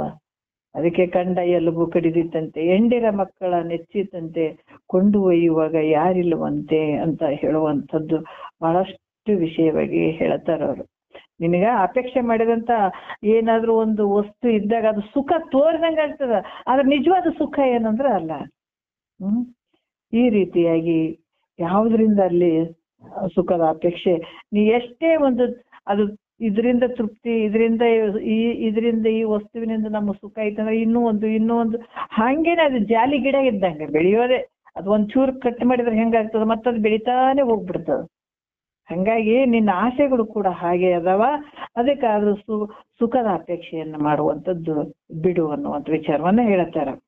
ಅದಕ್ಕೆ ಇಲ್ಲಿ ಕೂಡ ನೀ ಎಷ್ಟೇ ಇದು ವಿಷಯಗಳಲ್ಲಿ ನೀನು ಸುಖದ ಬುದ್ಧಿಯನ್ನ ಮಾಡಿದ್ದೆ ಆದ್ರೆ ಅದು ನಿನ್ನ ಭ್ರಮೆ ಆಗ್ಯದ, ಅದನ್ನ ಬಿಡುವಂಥದ್ದು. ಯಾಕಂದ್ರೆ ಅತ್ಯಧಿಕವಾದಂತ ಪ್ರೀತಿ ಎಲ್ಲೇ ಐತೆ ಅಂದ್ರೆ ನಿನ್ನೊಳಗೆ ಐತೆ, ಅದು ಬಿಟ್ಟು ನೀನ್ ಎಲ್ಲೆಲ್ಲೋ ಹುಡುಕ್ತಾ ಇದ್ದೀಯಾ ಅನ್ನುವಂಥ ವಿಚಾರವನ್ನ ಅವರು ಹೇಳ್ತಾರ. ಯಾಕಂತಂದ್ರ ಇನ್ನೂ ಬಹಳಷ್ಟು ವಿಚಾರಗಳನ್ನ ಹೇಳ್ತಾರ. ಹೆಂಡತಿ ಮಕ್ಕಳು ಅವರು ಕೂಡ ಒಂದೊಂದು ಸಲದಲ್ಲಿ ಎಲ್ಲಾರ್ದು ಅಂತ ಹಂಗ ಹೇಳಂಗಿಲ್ಲ. ಮಕ್ಕಳು ಮರಿಗಳು ಅಂತ ಹೇಳಿದಂತ ವಿಚಾರದಲ್ಲಿ ಕೆಲವು ಸಲ ಎಲ್ಲ, ಯಾಕಂದ್ರೆ ಮಕ್ಕಳೇ ನಮಗ ಪ್ರೀತಿ ಅಂತೇಳಿ ಮಕ್ಕಳ ಮೇಲೆ ಬಹಳಷ್ಟು ಮೋಹ ಮಾಡಿದ್ರು ಕೂಡ ಕೊನೆಗಾಲದಲ್ಲಿ ನಿನಗ ರೋಗ ಬಂದ ಕಾಲದಲ್ಲಿ ಆಗಿರ್ಬೋದು, ಮುಪ್ಪಿನ ಅವಸ್ಥೆಯಲ್ಲಿ ಎಲ್ಲರ ಒಂದು ರೂಪಗಳು ಬಯಲಿಗೆ ಬರ್ತಾವ ಅನ್ನುವಂಥ ವಿಚಾರವನ್ನ ಹೇಳ್ತಾರೆ. ಕೆಲವು ಸಲ ಮಕ್ಕಳ ಪ್ರೀತಿ ಅಂತ ಆತರು ಹೇಳ್ತಾ ಇದ್ರು. ಈ ಮಕ್ಕಳ ಸಲುವಾಗಿ ನಾವು ಇಡೀ ಜೀವನ ಅಂತ ಇದ್ಬಿಡ್ತೀವಿ, ಸಂಸಾರ ಸಲುವಾಗಿ ಅಂತ ಅನ್ಕೊಳ್ತೀವಿ, ಯಾವ್ದಕ್ಕ ಮಾಡ್ತೀವಿ. ಆದ್ರ ಕೆಲವು ಸಲ ಹೇಳಿದ್ರು ತಾತರು, ಒಂದ್ಸಲ ಅವ್ರಿಗೆ ಅನ್ಸಿದ್ದು, ಇಲ್ಲ ರಿಟೈರ್ಮೆಂಟ್ ಎಲ್ಲ ಜನ ರಿಟೈರ್ಮೆಂಟ್ ಆದ್ಮೇಲೆ ನೋಡ್ರಿ ಅಧಿಕಾರ ಅಂತ ಹೇಳ್ಬಿಟ್ಟು ನಾವು ಅದರಲ್ಲಿ ಮೆರೆದಾಡ್ಬಿಡ್ತೀವಿ. ಆಮೇಲೆ ರಿಟೈರ್ಮೆಂಟ್ ಆದ್ಮೇಲೆ ಜೀವನ ಕೂಡ ಹೆಂಗ್ ಬದಲಾವಣೆ ಆಗ್ಬಿಡ್ತದ. ಅದೇ ಮಕ್ಕಳು ಯಾರನ್ನ ನಂಬಿ ಯಾರಿಗಾಗಿ ಮಾಡಿರ್ತೀವಿ ಅದೇ ಮಕ್ಕಳು ನಮ್ಮನ್ನ ಇದ್ ಮಾಡ್ಬಿಡ್ತಾರ, ಆ ಸ್ಥಿತಿಯನ್ನ ತಂದ್ಬಿಡ್ತಾರೆ, ಎಂತ ಸ್ಥಿತಿ ತಂದ್ಬಿಡ್ತಾರಂತ. ನಾನು ಈ ಮಾತು ಹೇಳಿರ್ಬಹುದೇನೋ ಗೊತ್ತಿಲ್ಲ ನನಗ. ಆದ್ರ ಅಲ್ಲೆಲ್ಲ ಬರ್ತಿದ್ರು ತಾತಾರು ಕೂಡ ಸಾಯಂಕಾಲ ಅಲ್ಲಿಗೆ ಹೋಗ್ತಿದ್ರು, ಸುಮ್ನೆ ವಾಕಿಂಗ್ ಮಾಡ್ಕೊತ ಹೋಗ್ತಾ ಇದ್ರಂತ. ಅಂತ ಸಂದರ್ಭದಲ್ಲಿ ಎಲ್ರು ರಿಟೈರ್ಮೆಂಟ್ ಆದಂಥವ್ರು ಎಲ್ರು ಅಲ್ಲಿ ಕೆಲವರು ಬರ್ತಿದ್ರು, ಬಂದು ಕೂತ್ಕೊಂಡು ಮಾತಾಡ್ತಾ ಇರ್ಬೇಕಾದಾಗ ಒಬ್ರು ಮಾತ್ರ ಒಂದ್ ರೊಟ್ಟಿ ಜೇಬಿನಲ್ಲಿ ಇಟ್ಕೊಂಡಿದ್ರಂತ. ಯಾಕೆ ಇಟ್ಕೊಂಡಿದ್ರಿ ಅಂತ ಕೇಳಿದ್ರಂತ. ಇಲ್ಪ ನಾನು ಇವತ್ತ ಒಂದು ಈಗ 2 ರೊಟ್ಟಿ ಊಟ ಮಾಡ್ತೇನೆ, ಸಾಕು ನನಗೆ ಈಗ ಸಾಕು ಅಂತಂದ್ರ ಸೊಸಿ ಆದಾಕಿ ಏನ್ ಮಾಡ್ತಾಳ, ನಮ್ಮ ಮಾವ ಇನ್ನು ಊಟ ಮಾಡೋದ್ ಬಿಟ್ಟಾನ ಅಂತ ಹೇಳ್ಬಿಟ್ಟು ನನಗ 1 ರೊಟ್ಟಿ ಕೊಡಕ್ ಶುರು ಮಾಡಿದ್ರೆ ಕಷ್ಟ ಆಗ್ತದ. ಇವತ್ ನನಗೆ ಆರಾಮಿಲ್ಲ, ನಾನು ಊಟ ಮಾಡಿಲ್ಲ ಅಂದ್ರೂ ಕೂಡ ನನ್ಗೆ 1 ರೊಟ್ಟಿ ಬೇಡ, ಇದು ಒಂದೇ ರೊಟ್ಟಿ ಕೊಡಂತ ನಾನು ಹೇಳಲಿಲ್ಲ, 2 ರೊಟ್ಟಿ ಮಾಮೂಲಿ ಕೊಡ್ತಾಳಲ್ಲ ಅಂತ ಹೇಳ್ಬಿಟ್ಟು 1 ರೊಟ್ಟಿ ಊಟ ಮಾಡಿ 1 ರೊಟ್ಟಿ ನಾನು ಜೇಬ್ನಾಗ ಇಟ್ಕೊಂಡಿದ್ದೀನಿ. ಯಾಕಂದ್ರೆ ದಿನ 1 ರೊಟ್ಟಿ ಕೊಡಕ್ ಶುರು ಮಾಡ್ತಾಳ, ಮೊದ್ಲಿನ ತರ ಹಂಗಿಲ್ಪ ನಂದು ಅಂತ ಪಾಪ ತಂದೇನೋ ಕಷ್ಟ ಹೇಳ್ಕೊಳ್ತಾ ಇದ್ನಂತ. ಕೆಲವರೆಲ್ಲ ಹಂಗ ಹೇಳ್ಕೊತಿದ್ರಂತ. ಹಂಗಾಗಿ ನಾವ್ ಎಷ್ಟು ಮಾಡಿದ್ರು ಕೂಡ ಮಕ್ಕಳು ಅನ್ನುವಂಥದ್ದಾಗಿರ್ಬೋದು, ಹೆಂಡತಿ ಅನ್ನುವಂಥದ್ದಾಗಿರ್ಬೋದು, ಯಾರ ಪ್ರೀತಿಗಳು ಶಾಶ್ವತ ಅಲ್ಲ. ಅದಕ್ಕೆ ಅದ್ರ ಮೇಲೆ ನೀನು ಬಹಳಷ್ಟು ಅಲ್ಲಿ ಸುಖ ಐತಂತ ನೀನು ಹೋಗ್ಬೇಡ ಅನ್ನುವಂಥ ವಿಚಾರವನ್ನ ತಿಳಿಸ್ತಾರೆ. ಅದಕ್ಕೆ ತನಗಿಂತ ಪ್ರಿಯವಾದ ವಿಷಯ ಮಂದುಂಟೆ ಅನ್ನುವಂಥ ವಿಚಾರ ಕೂಡ ನಿಜಗೊಂಡ್ರು ಬಹಳ ವಿಶೇಷವಾಗಿ ಹೇಳ್ತಾರ.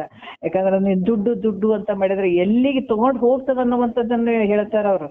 ಎಷ್ಟೇ ಒಂದು ದುಡ್ಡು ಅಂತಂದ್ರು ಕೂಡ ಮಗ ಆ ದುಡ್ಡಿನ್ಗಿಂತ ಮಗನ ಮೇಲೆ ಇರುವಂತ ಪ್ರೀತಿ ಜಾಸ್ತಿ ಇರ್ತದ. ಏನಾದ್ರೂ ಮಗ ಒಂದು ಅಪರಾಧ ಮಾಡಿದ ಅಂತಂದ್ರ ಪೊಲೀಸರು ಹಿಡ್ಕೊಂಡು ಹೋಗ್ತಾರಂದ್ರೆ ಎಷ್ಟೇ ದುಡ್ಡು ದುಡ್ಡು ಹೋಗ್ಲಿ ನನ್ನ ಮಗ ಮುಖ್ಯ ಅಂತ ಆ ದುಡ್ಡನ್ನ ನೀನು ಅದನ್ನ ಕೊಟ್ಬಿಟ್ಟು ನಮ್ಮ ಮಗನ್ ಬಿಟ್ಕೊಂಡ್ ಬರಕಂತ ಪ್ರಯತ್ನ ಮಾಡ್ತೀವಿ. ಅಂದ್ರೆ ದುಡ್ಡಿನ ಮೇಲೆ ಇರುವಂತದ್ದು ಜಾಸ್ತಿ ಮಮತೆ ಎಲ್ಲಿ ಹೋಯ್ತು, ಮೋಹ ಪ್ರೀತಿ ಎಲ್ಲಿ ಹೋಯ್ತು ಅಂದ್ರೆ ಮಗನ ಮೇಲೆ ಹೋಗ್ತದ. ಈ ರೀತಿ ಮತ್ತೆ ಮಗನಿಗಿಂತ ಹೆಚ್ಚಿನ ಪ್ರೀತಿ ತನ್ನ ಮೇಲೆ ಇರ್ತದ ಅನ್ನುವಂಥದ್ದು ಕೂಡ ಕೆಲವು ಹೇಳ್ತಾರ. ಯಾವ ರೀತಿ ಅಂತಂದ್ರ ಯಾವ್ದಕ್ಕೂ ಒಂದು ಶರೀರಕ್ಕ ಯಾರಾದ್ರೂ ಹೊಡಿಲಿಕ್ ಬಂದ್ರು ಅಂತಂದ್ರ ಇಂದ್ರಿಯಗಳನ್ನ ನೋಡ್ರಿ, ಶರೀರದ ಮೇಲಕ್ಕಿಂತ ಇಂದ್ರಿಯಗಳ ಮೇಲೆ ಹೆಚ್ಚಿನ ಒಂದು ಪ್ರೀತಿ ಇರ್ತದ ಅನ್ನುವಂತ ಕೇಳ್ತಾರ. ಯಾರಾದ್ರೂ ಹೊಡ್ಲಿಕ್ ಬಂದ್ರೆ ನಾವು ಹಿಂಗ್ ಮುಖವನ್ನ ಇಂದ್ರಿಯಗಳನ್ನ ಸ್ವಲ್ಪ ಈ ಮುಖವನ್ನ ಹಿಂಗ್ ಮಾಡ್ಕೊಳ್ತೀವಿ, ಬೆನ್ನನ್ನು ಕೊಡ್ತೀವಿ ಅಲ್ಲ. ಆ ರೀತಿಯಾಗಿ ಇಂದ್ರಿಯಗಳ ಮೇಲೆ ಇರುವಂತ ಪ್ರೀತಿ ನೋಡ್ರಿ ಮತ್ತೆ ಎಲ್ಲೆಲ್ಲಿಗೆ ಹೋಗ್ತದ. ಈ ಕಾಲ್ ಏನಾದ್ರೂ ಶುಗರ್ ಆಗ್ಬಿಟ್ಟು ಕಾಲ್ ಕಡಿಯೋದೇ ಬಂತಂದ್ರ ಈ ಪ್ರಾಣದ ಮೇಲೆ ಎಷ್ಟು ಪ್ರೀತಿ ಇರ್ತದಂತಂದ್ರ ಈ ಕಾಲ್ ಕೈ ಏನಾದ್ರೂ ಕಡಿಯೋದು ಬಂದ್ರ ಏನಾರ ಆಗ್ಲಿ ಕಾಲ್ ಕೈ ಹೋದ್ರ ಪರವಾಗಿಲ್ಲ ನನ್ನ ಪ್ರಾಣ ಉಳಿದ್ರೆ ಸಾಕು ಅಂತ ಹೇಳ್ತಾನ.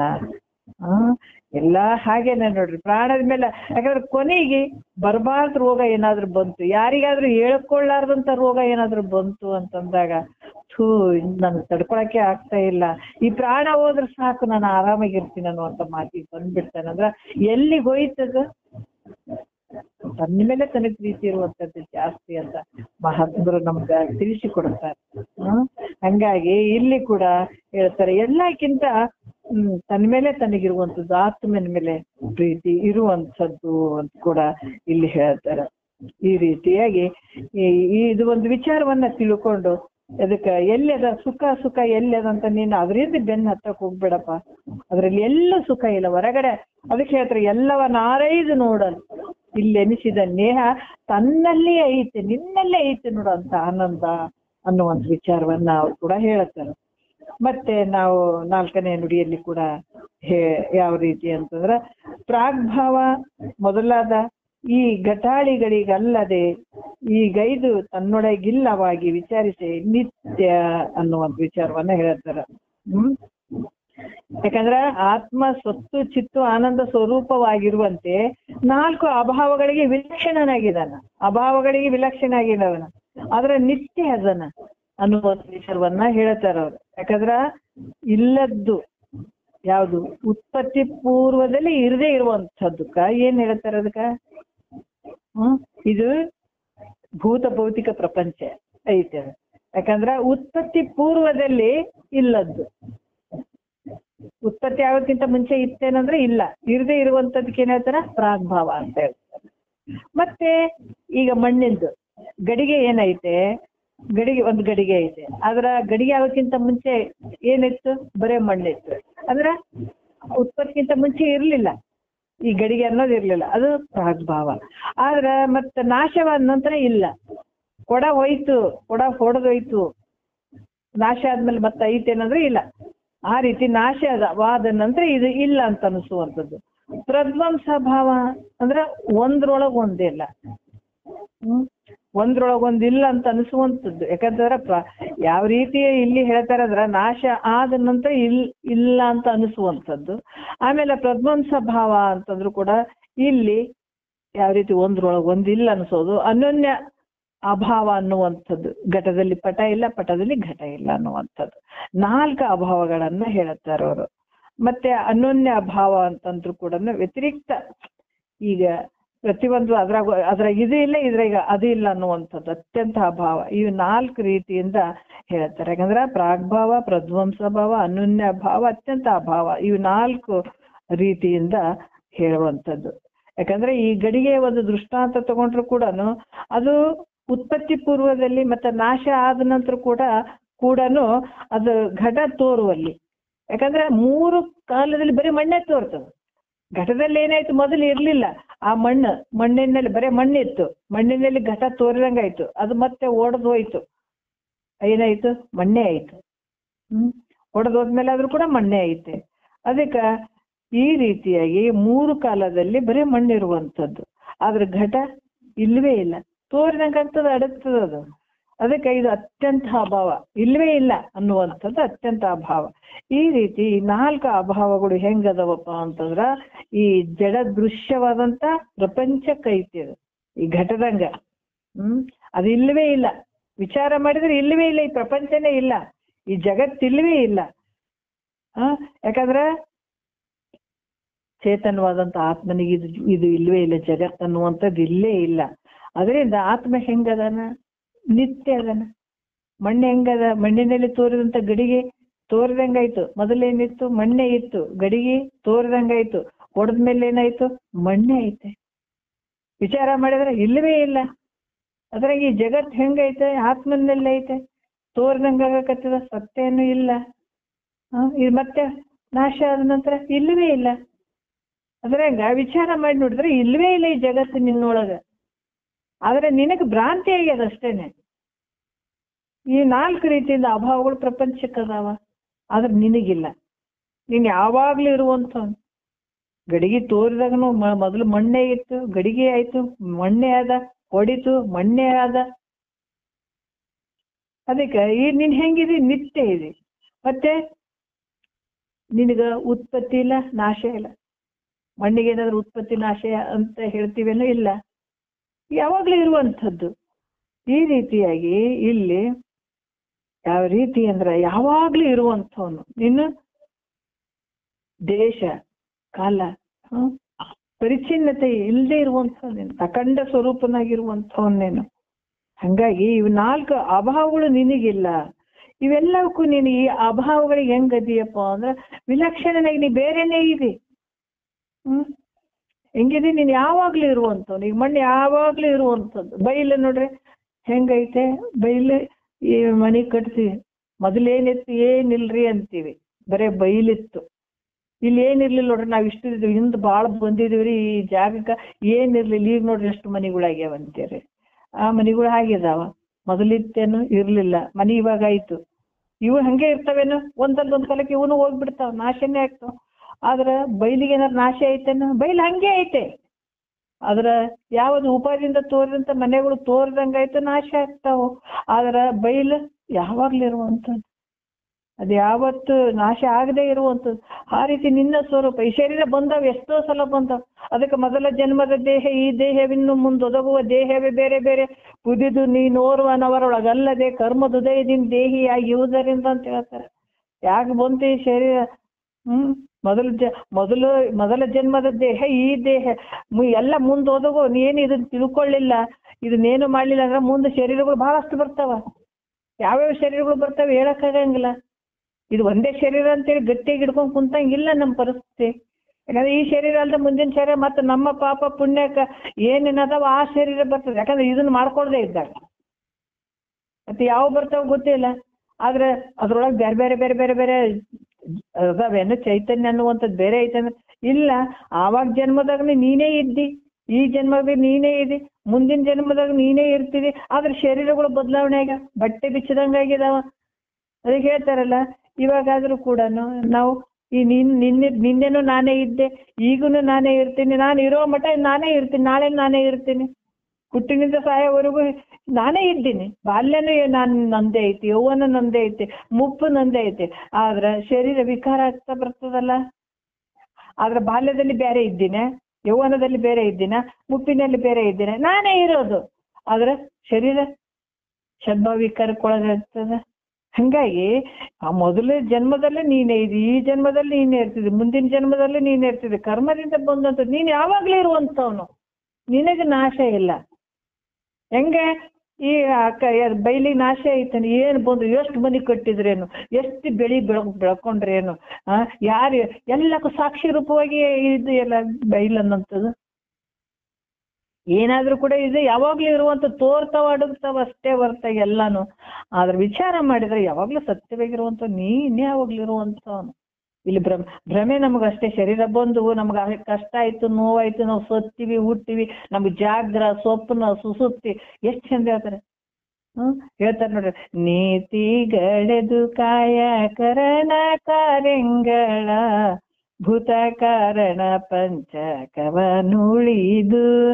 ನೀತಿ ಭೀತಿಯ ಮೀರಿ ನಿಂದು ನೋಡಲು ಪರಂ ಜ್ಯೋತಿ ಸ್ವರೂಪ ನೀನಾಗುತ್ತಿಂತು ಭವಮಾಲೆಗೊಳಗಾದೆನೆಂಬುದೇ ಪುಸಿ ನಿನ್ನ ವಿವರಿಸಿ ನೋಡು ನೋಡಲೆ ಜೀವನೇ. ವಿವರಿಸಿ ನೋಡು ನೋಡಲೆ ಜೀವನೇ. ಎಷ್ಟು ಅದ್ಭುತವಾಗಿ ಹೇಳ್ತಾರಂದ್ರೆ. ಅದಕ್ಕೆ ನೀನ್ ಹೆಂಗಿದ್ದೀಯಪ್ಪ ಅಂತಂದ್ರೆ ಯಾವಾಗ್ಲೂ ಇರುವಂತವನಪ್ಪ. ಈ ರೀತಿ ಏನ್ ಹೇಳ್ತಾರ, ಅಭಾವಗಳು ಎಲ್ಲವೂ ನಿನ್ನಿಂದ ನಿನಗಿಲ್ಲ. ನೀನ್ ಹೆಂಗಿದೆ ಅಂದ್ರ ಕಾಲ ಪರಿಚ್ಛೇದ ರೀತಿ ಯಾವ ಅಖಂಡವಾಗಿರುವಂಥವನು, ಪರಿಚ್ಛಿನ್ನ ರಹಿತನಾಗಿರುವಂಥವನು, 3 ಕಾಲದಲ್ಲಿರುವಂಥವನು. ಯಾವ ನಿನಗ ಅಭಾವಗಳು, ಯಾಕಂದ್ರ ಇವೆಲ್ಲ ಘಟಪಟಾದಿ ಪ್ರಪಂಚ ಹೆಂಗದಾವಪ್ಪ ನಿನ್ನೊಳಗ ಅನಿತ್ಯ ಅದಾವ. ಅದಕ್ಕೆ ಮಹಾತ್ಮರ ಹತ್ರ 6 ನಾನೆಂದು ವಿಚಾರಿಸು, ವಿಷಮ ಸಂಸಾರ ಇದು ಕನಸು ಅಂತ ತಿಳ್ಕೊ. ವಿಷಮ ಅಂತ ಹೇಳಿದಾರ ಅವರು. ಯಾಕಂದ್ರೆ ಇದು ಒಂದ್ ತರದಾಗ ಇರಂಗಿಲ್ಲ. ಇದು ಇವತ್ತಿದ್ದದ್ ನಾಳೆಗೆ ಇರಂಗಿಲ್ಲ. ಇದನ್ನ ನಂಬ್ಕೊಂಡು ಕುಂತಿದ್ದಲ್ಲ ನೀನು. ಸುಖ ಸುಖ ಸುಖ ಅಂತ ಹೇಳ್ಬಿಟ್ಟು ಇವತ್ತಿದ್ದಂಗ ನಾಳೆ ಇಲ್ಲ, ನಾಳೆ ಇದ್ದಂಗ ನಾಡ್ದಿರಂಗಿಲ್ಲ. ಇದು ವಿಕಾರ ಹೊಂದಿತ ಹೋಗ್ತದ. ಯಾರಿಗೋ ಒಬ್ರಿಗೇನೋ ಆಯ್ತು, ನಾವ್ ಹಂಗ ಇರ್ತೀವಿ, ಅವ್ ಸತ್ರ ನಾವ್ ಹಿಂಗ ಇರ್ತೀವಿ ಅನ್ನಂಗಿಲ್ಲ. ಮ್ಯಾಲಿದ್ದವ್ರ ಕೆಳಗಿದ್ದವ್ರ ಮೇಲೆ ಚಕ್ರ ತಿರುಗ್ತಾನೆ ಇರ್ತದ. ನಾನು ಹಿಂಗೆ ಇರ್ತೀನಿ ಅಂತೆಲ್ಲ. ಸಂಸಾರ ಅನ್ನೋದೇ ಇದು ಸುಖ ದುಃಖಗಳ ಮಿಶ್ರಣ. ಇದು ಬರೀ ಸುಖನೇ ಇರ್ತದಂತ ಅನ್ಕೊಂಡು ನೀನು ಹೋದ್ರ ನಿನ್ನಷ್ಟು ಮೂರ್ಖನೇ ಯಾರಿಲ್ಲಪ್ಪ. ಯಾಕಂದ್ರ ಇನ್ನೂ ಹೇಳ್ತಾರ, ಸಂಸಾರ ಅನ್ನುವಂಥದ್ದೊಂದು ಬಿಂದುನಷ್ಟು ಸುಖಕ್ಕಾಗಿ ಬೆಟ್ಟದಷ್ಟು ಕಷ್ಟಪ್ಪ ಸಂಸಾರ ಅಂತ ನಂಬ್ಕೊಂಡಾಗ. ಬಿಂದುವಿನಷ್ಟು ಸಣ್ಣ ಸುಖಕ್ಕಾಗಿ ಬೆಟ್ಟದಷ್ಟು ಅದ ಪರಮಾರ್ಥ. ಒಂದು ಬಿಂದುವಿನಷ್ಟು ಏನು ಬೆಟ್ಟದಷ್ಟು ಸುಖ, ಬಿಂದುವಿನಷ್ಟು ಕಷ್ಟ. ಅಷ್ಟೇ ಕುಂತ ಕೇಳ್ಬೇಕು, ಮಾಡ್ಬೇಕು. ಇದು ಒಂದ್ ಸ್ವಲ್ಪ ಆದ್ರ ಬೆಟ್ಟದಷ್ಟು ಸುಖ ಇದ್ರಲ್ಲಿ ಐತೆ, ಆನಂದ ಐತೆ. ನಾವೆಲ್ಲಿ ಮುಖ ಇಟ್ಟಿದೀವಿ ಸಣ್ಣ ಬಿಂದು ಸುಖಕ್ಕಾಗಿ ಬೆಟ್ಟದಷ್ಟು ಕಷ್ಟವನ್ನು ಅನುಭವಿಸಿದ್ರು ಕೂಡ ಇವತ್ತು ನಮ್ಮ ಸಂಸಾರ ಸಾಕಾಗ್ತಾ ಇಲ್ಲ. ಯಾರಾದ್ರೂ ಬೇಡ ಅಂತೀವೇನೆ, ಬಹಳ ಕಷ್ಟ ಕೊಟ್ಟದಂತ ಅನ್ನಂಗಿಲ್ಲ ನಾವು. ಅದಕ್ಕೆ ಈ ರೀತಿಯಾಗಿ ಮಹಾತ್ಮರು ಹೇಳ್ತಾರ, ಯಾವ ರೀತಿ ಈ ಪ್ರಪಂಚ ಹೆಂಗ ವಿಷಮ ಅಂತಂದ್ರ ಒಂದು ತರದಾಗ ಒಂಥರ ಇರಂಗಿಲ್ಲ. ಇದಂಗ ಬದಲಾವಣೆ ಆಗ್ತಾ ಹೋಗ್ತದ. ಇದು ಕನಸು ಅಂತ ತಿಳ್ಕೊ. ಅದು ನೀನ್ ಯಾವಾಗ್ಲೂ ಇರುವಂತ ನಿನ್ನೊಳಗ್ ತೋರಕತ್ತಿದ ಕನಸಿದು. ಆದ್ರೆ ಇದು ಸತ್ಯ ಏನು, ಅದ್ರ ಕನಸು ತಾನೇ ತೋರ್ಬಿಟ್ಟು ಅಡಗ್ತದೆ. ಇದು ಒಂದು ಶಾಂಪಲ್ ಭಗವಂತ ತೋರಿಸಿದ್ದು. ಆದ್ರೆ ಈ ಜಗತ್ತನ್ನುವಂತ ನೀ ಏನು ವ್ಯವಹಾರ ಮಾಡಕತ್ತಿಲ್ಲ. ಇದು ಒಂದ್ ರೀತಿಲಿ ಇದು ಕನಸಿದ್ದಂಗೆ. ಅದು ಇದು ಕನಸು ಅಂತ ನಿನ್ಗೆ ಗೊತ್ತಾಗ್ಬೇಕಾದ್ರೆ ಗುರುವಿನ ಪದಕ್ಕೆ ಶರಣಾಗತ್ತಾಗ್ಬೇಕು, ಈ ಶ್ರವಣ ಮಾಡ್ಬೇಕು, ಮನನ ಮಾಡ್ಬೇಕು, ನಿಧಿಧ್ಯಾಸನ ಮಾಡಿದಾಗ ಅವಾಗ ನಿನಗ್ ಗೊತ್ತಾಗ್ತದೆ ಈ ಪ್ರಪಂಚ ನಾ ಮಾಡುವಂಥದ್ದು ಕನಸಿದ್ದಂಗ. ಅಲ್ಲಿ ತನ ಇದು ಸತ್ಯನೇ ಅನ್ಕೊಂಡು ಹೋಗ್ತಾನ. ಹಲವಾರು ಶರೀರಗಳು ಬರ್ತಾವ. ಅದಕ್ಕೆ ಪುನರಪಿ ಜನನ ಪುನರಪಿ ಮರಣಂ ಪುನರಪಿ ಜನನೇ ಜಠರೇಶನಂ ಅಂತ ಹೇಳುವಂಥದ್ದು. ಅದಕ್ಕೆ ಈ ರೀತಿಯಾಗಿ ನೀನು ಈ 4 ಅಭಾವಗಳಿಗೆ ಏನಾಗಿದೆ ವಿಲಕ್ಷಣ ರೂಪವಾಗಿ ನೀನು ಇದೆಯಪ್ಪ. ಆದ್ರ ನೀನು ಈ ಸಾಕ್ಷಿ ರೂಪವಾಗಿರುವಂತವನು, ಯಾವಾಗ್ಲೂ ಇರುವಂತವನು. ಅದರಿಂದ ನೀನ್ ನಿತ್ಯನಾಗಿರುವಂತವನು. ನೀನು ಮತ್ತೆ ದುಷ್ಟ ಸಂಘ ಮಾಡಿ ಏನಾಗ್ತದ, ಮನುಷ್ಯ ಸಜ್ಜನರ ಸಹವಾಸ ಮಾಡಿದಾಗ ಸಜ್ಜನರ ಒಂದು ಸಂಸ್ಕಾರ ವಿಚಾರಗಳು ಎಲ್ಲ ಗೊತ್ತಾಗ್ತದ. ಅದೇ ಪ್ರಕಾರ ಆತ ನಡ್ಕೊಳ್ತಾನ. ಅದೇ ದುರ್ಜನರ ಸಂಘದಿಂದ ಹಾಳಾಗಿ ಹೋಗ್ತಾನಲ್ಲ. ಅದ್ರ ಹಂಗೆ ಅನಾತ್ಮ ವರ್ಗಗಳು ಅದಾವ. ಈ ಶರೀರಗಳು ನಮ್ಮಲ್ಲಿರುವಂಥದ್ದೇ, ಬೇರೆ ಎಲ್ಲೂ ಇಲ್ಲ. ಈಗ ಕುರುಕ್ಷೇತ್ರದಲ್ಲಿ ಶ್ರೀಕೃಷ್ಣ ಪರಮಾತ್ಮ ಹೇಳ್ತಾನ, ನಿನ್ನ ಸ್ವರಾಜ್ಯ ಸಿಂಹಾಸನ ನೀವು ಪಡ್ಕೋ ಅರ್ಜುನ. ನೀವೆಲ್ಲ ದುಷ್ಟ ಗುಣಗಳು ಏನದಾವ ನಮ್ಗೆ ಹೋಗ್ಲಾರ್ದಂಗ್ ಮಾಡ್ಯಾವಲ್ಲ, ಅದಕ್ಕೆ ಓಡ್ದಾಕಂತ ಹೇಳ್ತಾರ. ಈ ಮನುಷ್ಯರಿಗೆ ಪಡ್ದಾಕಂತ ಅಲ್ಲ. ಅದು ಸುಮ್ಮನೆ ಅಲ್ಲಿ ಕತಿ ರೂಪದಾಗ ಹೇಳ್ಕೊಂಡ್ ಬರ್ತಾರೆ ವಿನಃ, ಆದ್ರೆ ನಮ್ಮೊಳಗಡೆ ಇರುವಂತದ್ದು ನಮ್ಮ ಸ್ವರಾಜ್ಯ ಸಿಂಹಾಸನ ಈ ದುಷ್ಟ ತಗೊಂಡ್ ಕುಂತಾರಲ್ಲ, ಅದಕ್ಕೆ ಇವ್ರು ನಾನ್ ಬಡ್ದಾಕ್ಬಿಡು, ಒಳಗಡೆ ದುಷ್ಟ ಗುಣಗಳನ್ನ ಬಡದಾಕಿ ಬಿಡು, ನಿನ್ನ ಸ್ವರಾಜ್ಯ ಸಿಂಹಾಸನ ತಗೋ, ಈಗ ಚಾನ್ಸ್ ಅದ ನೋಡು, ಒಲ್ಲಂತ ಕುಂಚ ನಿನ್ನಷ್ಟು ಮೂರ್ಖ ಯಾರಿಲ್ಲ ಅಂತ ಹೇಳ್ತಾರೆ. ಹೇಳಿದ್ದನ್ನೇ. ಅದಕ್ಕೆ ನಾವು ಅವ್ರಿಗೆ ಹೊಡೆದ್ರೆ ಇವ್ರಿಗೆ ಹೊಡೆದ್ರೆ ಹಂಗಲ್ಲ. ಅದು ಕತಿ ನಮ್ಮೊಳಗಡೆ ಇರುವಂತ ದುಷ್ಟ ಗುಣಗಳನ್ನ ಬಡ್ದಾಕಿ ಬಿಡು, ಅವ್ನ ಮುಂದಕ್ಕೆ ಬಿಡಬೇಡ. ಇಲ್ಲಾಂದ್ರೆ ಅದು ಕೊಡಂಗಿಲ್ಲ. ಅದೇನ್ ನಿನ್ನ ಸ್ವರಾಜ್ಯ ಸಿಂಹಾಸನ ಏನ್ ಐತಿ ಅದನ್ನ ಸಿಗಂಗಿಲ್ಲ. ಇವ್ರನ್ನ ಬಿಟ್ಬಿಟ್ರೆ ಮುಂದಕ್ಕೆ ಬಿಟ್ರೆ. ಅದಕ್ಕೆ ನಾನೇ ಹೇಳ್ತೀನಿ ಹೊಡೆದಾಕು. ಅದ್ರ ನೀವ್ ಹೊಡ್ಯಾಕ ನಿನ್ನ ಎಲ್ಲಾನು ನನಗೆ ಸೇರ್ತದ ಅದೆಲ್ಲಾನು ಅನ್ನುವಂತ ಒಂದು ಧೈರ್ಯ ಹೆಂಗ್ ಕೊಡ್ತಾನೆ ನೋಡ್ರಿ. ಹಂಗಾಗಿ ಇಲ್ಲಿ ಕೂಡ ಅನಿತ್ಯ ದೇಹದೊಡನೆ ಕೂಡ್ಕೊಂಡು, ಅಯ್ಯೋ ಶರೀರ ನಂದಪ್ಪ ಅದು ನಿನಗೆ ಎಷ್ಟು ದುಃಖ ಕೊಡ್ತದ ಅನ್ನೋದು ನೀ ಅರ್ಥ ಮಾಡ್ಕೋ. ನಿನ್ನ ಶರೀರನೇ ನಿನಗೆ ಶತ್ರು ಆಗ್ಬಿಡ್ತದೆ ಕೆಲವು ಸಲ. ಯಾಕಂತಂದ್ರೆ ಅದ್ರ ಮೇಲೆ ನೀನ್ ಬಹಳ ಮೋಹ ಇಟ್ಟಿ ಅಂತಂದ್ರ ಮತ್ತೆ ಅದು ಏನ್ ಮಾಡ್ತದ, ಅದು ನಿನ್ನ ಮೋಹನೆ ಮಾಡ್ತದದು, ನಿನ್ ತಗೊಂಡ್ ಪಾತಾಳಕ್ಕೆ ಹಾಕ್ತದೋ ಇದು. ನಿನ್ನ ಶರೀರ ನಿನಗೆ, ಯಾಕಂದ್ರೆ ಅದು ಒಂದ್ ರೀತಿ ಅದಕ್ಕೆ ಪ್ರೀತಿನೂ ಮಾಡ್ಬೇಕು, ಯಾಕಂದ್ರೆ ಇದೇ ಶರೀರದಿಂದನೇ ನಾವ್ ಇದನ್ನ ಪಡ್ಕೊಳ್ಬೇಕಾಗ್ತದಲ್ಲ, ಅದು ಹಂಗನ್ನು ಮಾಡ್ಕೋಬಹುದು. ಆದ್ರೆ ಬರೀ ಇದಕ್ಕ ಮೋಹ ಮಾಡ್ಕೊಂಡು ನಾವೇನು ತಿಳ್ಕೊಳ್ಳೋದೇ ಇದ್ರೆ ಬಹಳ ಅನಾಹುತ ನಮ್ಗೆ ಆಗ್ತದೆ. ನಮ್ಮನ್ನಷ್ಟ ನಾವೇ ಮಾಡ್ಕೊಂಡಾಗ, ಬೇರೆ ಯಾರು ಅಲ್ಲ, ನಮ್ಮನ್ನಷ್ಟ ನಾವೇ ಮಾಡ್ಕೊಂಡಂಗ. ಅದಕ್ಕೆ ಈ ಶರೀರದ ಒಂದು ಇದು ಅನಾತ್ಮವಾಗಿರುವಂತ ಶರೀರ ನಾನು ನಂದು ಅಂತ ಕೂತ್ಕೊಂಡಂತೆ ದೊಡ್ಡ ಕಷ್ಟದ. ಅದಕ್ಕೆ ಮಹಾತ್ಮರು ಎಲ್ಲಕ್ಕೂ ಕಾರಣವಾಗಿರುವಂತದ್ದು ಈ ಶರೀರ, ಎಲ್ಲ ದುಃಖಗಳಿಗೆ ಕಾರಣವಾಗಿರುವಂತದ್ದು ಯಾವ್ದಪ್ಪ ಅಂದ್ರೆ ನಾನ್ ಶರೀರ, ನನ್ನ ಶರೀರನೇ. ಶರೀರದಲ್ಲಿ ಏನ್ ನಾನ್ ಮೋಹ ಮಾಡಕತ್ತೀವಲ್ಲ, ಇದೇ ಎಲ್ಲ ದುಃಖಗಳಿಗೆ ಮೂಲ ಅಜ್ಞಾನ ಅನ್ನುವಂಥದ್ದು. ಇದು ಶರೀರ ನಿಂದು ಅಲ್ಲ, ನಿನ್ನದು ಅಲ್ಲ. ಮಂದಿ ತಗೊಂಡು ನೀನೇನ್ ಮಾಡ್ತಿ? ಅದಕ್ಕೆ ಲಿಮಿಟೆಡ್ ಬಂದದ್ ನೋಡಿ. ನಿನ್ನ ಪಾಪ ಪುಣ್ಯಕ್ಕೆ ಇದು ಬಂದು ಬಿಟ್ಟದ. ಯಾಕೆ ಬಂದದ ಅಂತಂದ್ರೆ ಏನೋ ಒಂದು ತಿಳ್ಕೊಳ್ಳಿ, ನಿಂದು ಒಂದು ಪುಣ್ಯದ ಕೆಲಸ ಜಾಸ್ತಿ ಅದಕ್ಕಾಗಿ ಈ ಶರೀರ ಏನೋ ಒಂದು ತಿಳ್ಕೊಳ್ಳಿ ಅಂತೇಳಿ ಬಂದದ. ಆದ್ರೆ ಲಿಮಿಟೆಡ್. ಇಲ್ಲಿ ಕೂಡ ನಿನ್ ಕಣ್ಣು ಕಾಣೋದಾಗ್ಲಿ, ಕಿವಿ ಕೇಳೋದಾಗ್ಲಿ, ಆಮೇಲೆ ನಡೆಯೋದಾಗ್ಲಿ, ಏನೇ ಮಾಡಿದ್ರು ಕೂಡ ಲಿಮಿಟೆಡ್. ಅದು ಇದಕ್ಕೂ ಎಕ್ಸ್ಪೈರಿ ಡೇಟ್ ಇಷ್ಟಾದ್ ನೋಡಿ, ಇಷ್ಟೇ ಮುಗೀತು. ಅಷ್ಟ್ರೊಳಗೆ ನೀ ಏನ್ ಮಾಡ್ಕೊಳತ್ತ? ಅದಕ್ಕೆ ಇಲ್ಲಿ ಕೂಡ ಇದನ್ ಮಾಡ್ಕೊಡ್ಬೇಕಾದಾಗ ಒಂದಷ್ಟು ಕಿವಿ ಚಂದ ಇರ್ಬೇಕು, ಗುರುವಾಕ್ಯವನ್ನ ಕೇಳೋದಕ್ಕ. ಅದಕ್ಕೆ ಈ ಕಿವಿನೇ ಹೋಗ್ಬಿಟ್ಟು ಅಂದ್ರೆ ಏನ್ ಮಾಡ್ತಿ? ಎಲ್ಲ ನಷ್ಟನೇ ಆಯ್ತಲ್ಲ, ಯಾವಾಗ್ಲೂ ಇರ್ತದಾನ. ಅದಕ್ಕೆ ಇವನು ಕೂಡ ನಾವ್ ನೋಡ್ಕೋತೀವಿ ಅಂತ, ಶರೀರ ಕೂಡ ನೋಡ್ಕೋತೀವಿ. ಬಾಲ್ಯ ಯೌವನದಲ್ಲಿ ಚಂದ ನೀ ಹೇಳ್ದಂಗ ಅವು ಕೇಳಿರ್ತಾವ, ನಡಿ ಅಲ್ಲಿಗೆ ಹೋಗಮ್ಮ ಪಾಪ 10 ಕಿಲೋಮೀಟರ್ ನಡೀತದ ಶರೀರ. ಎಷ್ಟು ಹೇಳಿದ್ ಮತ್ ಕೇಳ್ತದಲ್ರಿ ಅದು ಅಂತ ಹೇಳಿದ್ವಿ. ಶರೀರ ನಾವ್ ಹೇಳಿದ್ ಮತ್ ಕೇಳಿದಾಗ ಪಾಪ ಅದಕ್ಕೆ ನಾವೇನ್ ಮಾಡ್ಲಿ, ಬೇರೆ ಬೇರೆ ಕೆಲ್ಸಕ್ಕೆ ಹಚ್ಚಿದೀವಿ. ಅದಕ್ಕೆ ಶರೀರಕ್ಕೆ ಬೇರೆ ಕೆಲ್ಸಕ್ಕೆ ಹಚ್ಚಿಬಿಟ್ಟು ಇದನ್ನೆಲ್ಲ ನಾವ್ ಇದ್ ಮಾಡ್ಕೊಂಡಿವಿ. ಈಗ ಮತ್ತೆ ಈಗ ಅದು ತಂದ ಟೈಮ್ ಬಂದಾಗ ನಾನೇ ಕೇಳಿ ನಿನ್ ಮತ್ತಂತದದು. ವಯಸ್ಸಾದ್ಮೇಲೆ ಅದು ಕೇಳ್ತದ, ಇಲ್ರಿ ಎಲ್ಲ ಹೋಗ್ಬೇಕಂತೀನ್ರಿ, ಕಾಲ ಬರೋಲ್ರಿ, ಕೈನೇ ಬರೋಲ್ರಿ ಅಂತ ನಾವೇ ಹೇಳಕ್ ಶುರು ಮಾಡ್ತೀವಲ್ಲ. ಶರೀರ ಇಷ್ಟು ದಿವಸ ನಿನ್ ಮಾತು ಕೇಳಿನಪ್ಪ, ಈಗ ನನ್ನ ಮಾತು ಕೇಳಿ ನಾನು ಎಲ್ಲಿಗೆ ಬರಂಗಿಲ್ಲ ಅಂತದದು. ಕಿವಿ ಕೇಳಂಗ ಇಷ್ಟು ದಿವಸ ಕೇಳಿನಿ, ನೀನೇನ್ ಕೇಳಿಸಿದಿ? ಕೇಳಿಸ್ಬಾರ್ದನ್ನ ಕೇಳಿಸಿಬಿಟ್ಟಿದ್ದಿ ಕಿವಿಗೆ. ಸಾಕಿನಿ, ನನ್ ಕೆಲಸ ಮುಗೀತು, ಇಷ್ಟು ದಿವಸ ಬಂದಿದ್ದೆ ಚಲೋ, ಅದಕ್ಕೆ ಕೇಳಿಸ್ಲಿಲ್ಲ ನಿನ್ ಕಿವಿನ, ಮುಗೀತು, ನಾನು ಕಿವಿ ಬಂದ್ ಮಾಡ್ತೀನಿ ಅಂತ. ಈಗ ನಾವ್ ಅದ್ರ ಮಾತು ಕೇಳ್ಬೇಕು. ಅವಲ್ರಿ ಕಿವಿನೇ ಕೇಳವಲ್ದ್ರಿ, ನಾ ಕೇಳಿಸ್ಕೋಬೇಕು. ಹೆಂಗೈತಿ ನೋಡ್ರಿ ಇದು. ಕಣ್ಣು ನೋಡ್ಬೇಕಂತೀನಿ, ಕಣ್ಣು ಕಾಣವಲ್ರಿ ಅಂತಿದ್. ಯಾಕಂದ್ರೆ ಕಾಣೋ ಟೈಮಿಗೆ ಏನೇನ ನೋಡಿದಿ, ಈಗ ಮುಗೀತು, ಟೈಮ್ ಮುಗೀತಪ್ಪ, ನಿನ್ಗಿಷ್ಟು ಟೈಮ್ ಕೊಟ್ಟಿದ್ದೆ, ನೀನ್ ಪಡ್ಕೊಳ್ಳಿಲ್ಲ, ನಾನೇನ್ ಮಾಡಿ? ಆಯ್ತು, ಇವತ್ ನಾ ಕಣ್ಣು ಕಾಣಂಗಿಲ್ಲ, ಕಣ್ಣು ಮಂಜಾಗ್ಬಿಟ್ಟು, ಕಿವಿ ಕೇಳಂಗಿಲ್ಲ, ಕಿವಿ ಕಿವಿಡಾಗ್ಬಿಟ್ಟು, ನಡಿಬೇಕಂದ್ರೆ ಕಾಲ್ ಬರೋವಲ್ಲು, ಕೈ ಬರೋವಲ್ಲು, ಕುಂದ್ರಬೇಕಂದ್ರೆ ಕುಂದ್ರಕ್ಕಾಗವಲ್ದು. ಎಷ್ಟು ಅದಕ್ಕೆ ಲಿಮಿಟೆಡ್. ಅದು ನಂದು ಅಲ್ಲ, ಯಾಕಂದ್ರೆ ಲಿಮಿಟೆಡ್ ಆಗಿ ಬಂದದ್ದು ಅದು ಅಷ್ಟೇನೆ. ಪಂಚಭೂತದ ಕಾರ್ಯಗಳು ಇವೆಲ್ಲ. ಇವು ಶಾಶ್ವತ. ಇದ್ರ ಮೇಲೆ ಮೋಹ ಇಟ್ಕೊಂಡ್ ಕೂತ್ರೆ ಎಷ್ಟು ದಿವಸ ಅಂತ ಕಾಪಾಡ್ಕೋತೀನಿ ನಿನ್ ಶರೀರವನ್ನ? ಕಾಪಾಡ್ಕೋಬಾರ್ದಂತಲ್ಲ, ಭೂಮಿ ಮೇಲೆ ಅದು ನಾವೇನ್ ಪಡ್ಕೊಳ್ಬೇಕಾದ ಪಡ್ಕೊಳ್ಳೋ ಮಟ್ಟ ಅದಕ್ಕೆ ನಾವು ಏಟಿಟ್ ಹಾಕ್ಬೇಕಾದ್ರೆ ಅಟ್ಟಿಟ್ ಹಾಕ್ಬೇಕು, ಅಷ್ಟೇ ಕುಂದಿರ್ಸ್ಬೇಕು. ಅದ್ರ ಮೇಲೆ ಮೋಹ ಮಾಡೋದು ಬೇಡ. ಈ ರೀತಿಯಾಗಿ ಈ ಪ್ರಪಂಚ ಹೆಂಗೈತಪ್ಪ, ಇದು ಶರೀರ ಎಷ್ಟು ಗುತ್ತಿಗಿಡಿದ್ರು ಕೂಡ ಅದನ್ನ ನಿಲ್ಲುತ್ತದೆ ಏನಂದ್ರ, ಅದೇ ನೀ ಬೇಕಾದಷ್ಟು ಮಾಡಿ, ಯಾವಾಗ ಹೋಗ್ಬೇಕಾಯ್ತು ಹೋಗ್ತದೆ, ಇರ್ಬೇಕಾದ್ರೆ ಇದ್ದೇ ಇರ್ತೋ. ಅದು ನೀವ್ ಹೋಗಂತ ಹೋಗಂಗಿಲ್ಲ, ಬೇಡ ಅಂದಾಗ ಬಿಡಂಗಿಲ್ಲ. ಬೇಡ ಬೇಡ ಬೇಡ ಅಂದ್ರೂ ಅದು ಏನು ಇರಂಗಿಲ್ಲ. ನೀವು ಹೋಗಂತಾಗೂ ತಾನು ಹೋಗಂಗಿಲ್ಲ. ಅದು ಹಂಗೈತೆ. ಅದು ಅನಿತ್ಯದಿಂದ ಕೂಡಿದಂಥದ್ದು. ಈ ಅನಿತ್ಯವಾದ ದೇಹದೊಡನೆ ಕೂಡ್ಕೊಂಡು ನಾನು ಅನಿತ್ಯನಾಗಿದ್ದೀನಿ ಅಂತ ನೀನು ಸಣ್ಣ ಬುದ್ಧಿ ಮಾಡಿದ್ದೀನಿ. ಸಣ್ಣ ಬುದ್ಧಿ ಇದು, ಅದನ್ನ ಮೊದಲು ತೆಗೆದಾಕ. ಯಾಕಂದ್ರ ನೀನು ಯಾವಾಗ್ಲೂ ಇರುವಂತವ್ನು. ಇದು ಕೆಟ್ಟೋಗಂತ ಶರೀರವನ್ನ, ಕೆಟ್ಟೋಗಂತ ಅನ್ನವನ್ನ ತಿಂದಂತ ಶರೀರ ಹೆಂಗಿರ್ತದ? ಅದು ಚಂದ ಇರ್ತದನ್ನ? ಕೆಟ್ಟೆ ಹೋಗ್ತದ. ನೀ ಏಟರ ಮಾಡೋ, ಅದು ಕೆಡ್ತಾನೆ ಬರ್ತದ. ಅದಕ್ಕೆ ಅದ್ರ ಸಂಘ ಬಿಡು. ಅದ ನೀನ್ ಅಲ್ಲ, ಹೋಗ್ಲಿ ಇರಾಗಿರ್ಲಿ, ಅದ್ರಾಗ ಏನ್ ತಿಳ್ಕೊಬೇಕೇನ್ ತಿಳ್ಕೊಂಡು ಗೆದ್ದು ಬಿಡು, ಪಾರಾಗಿಬಿಡು ಮೊದ್ಲ.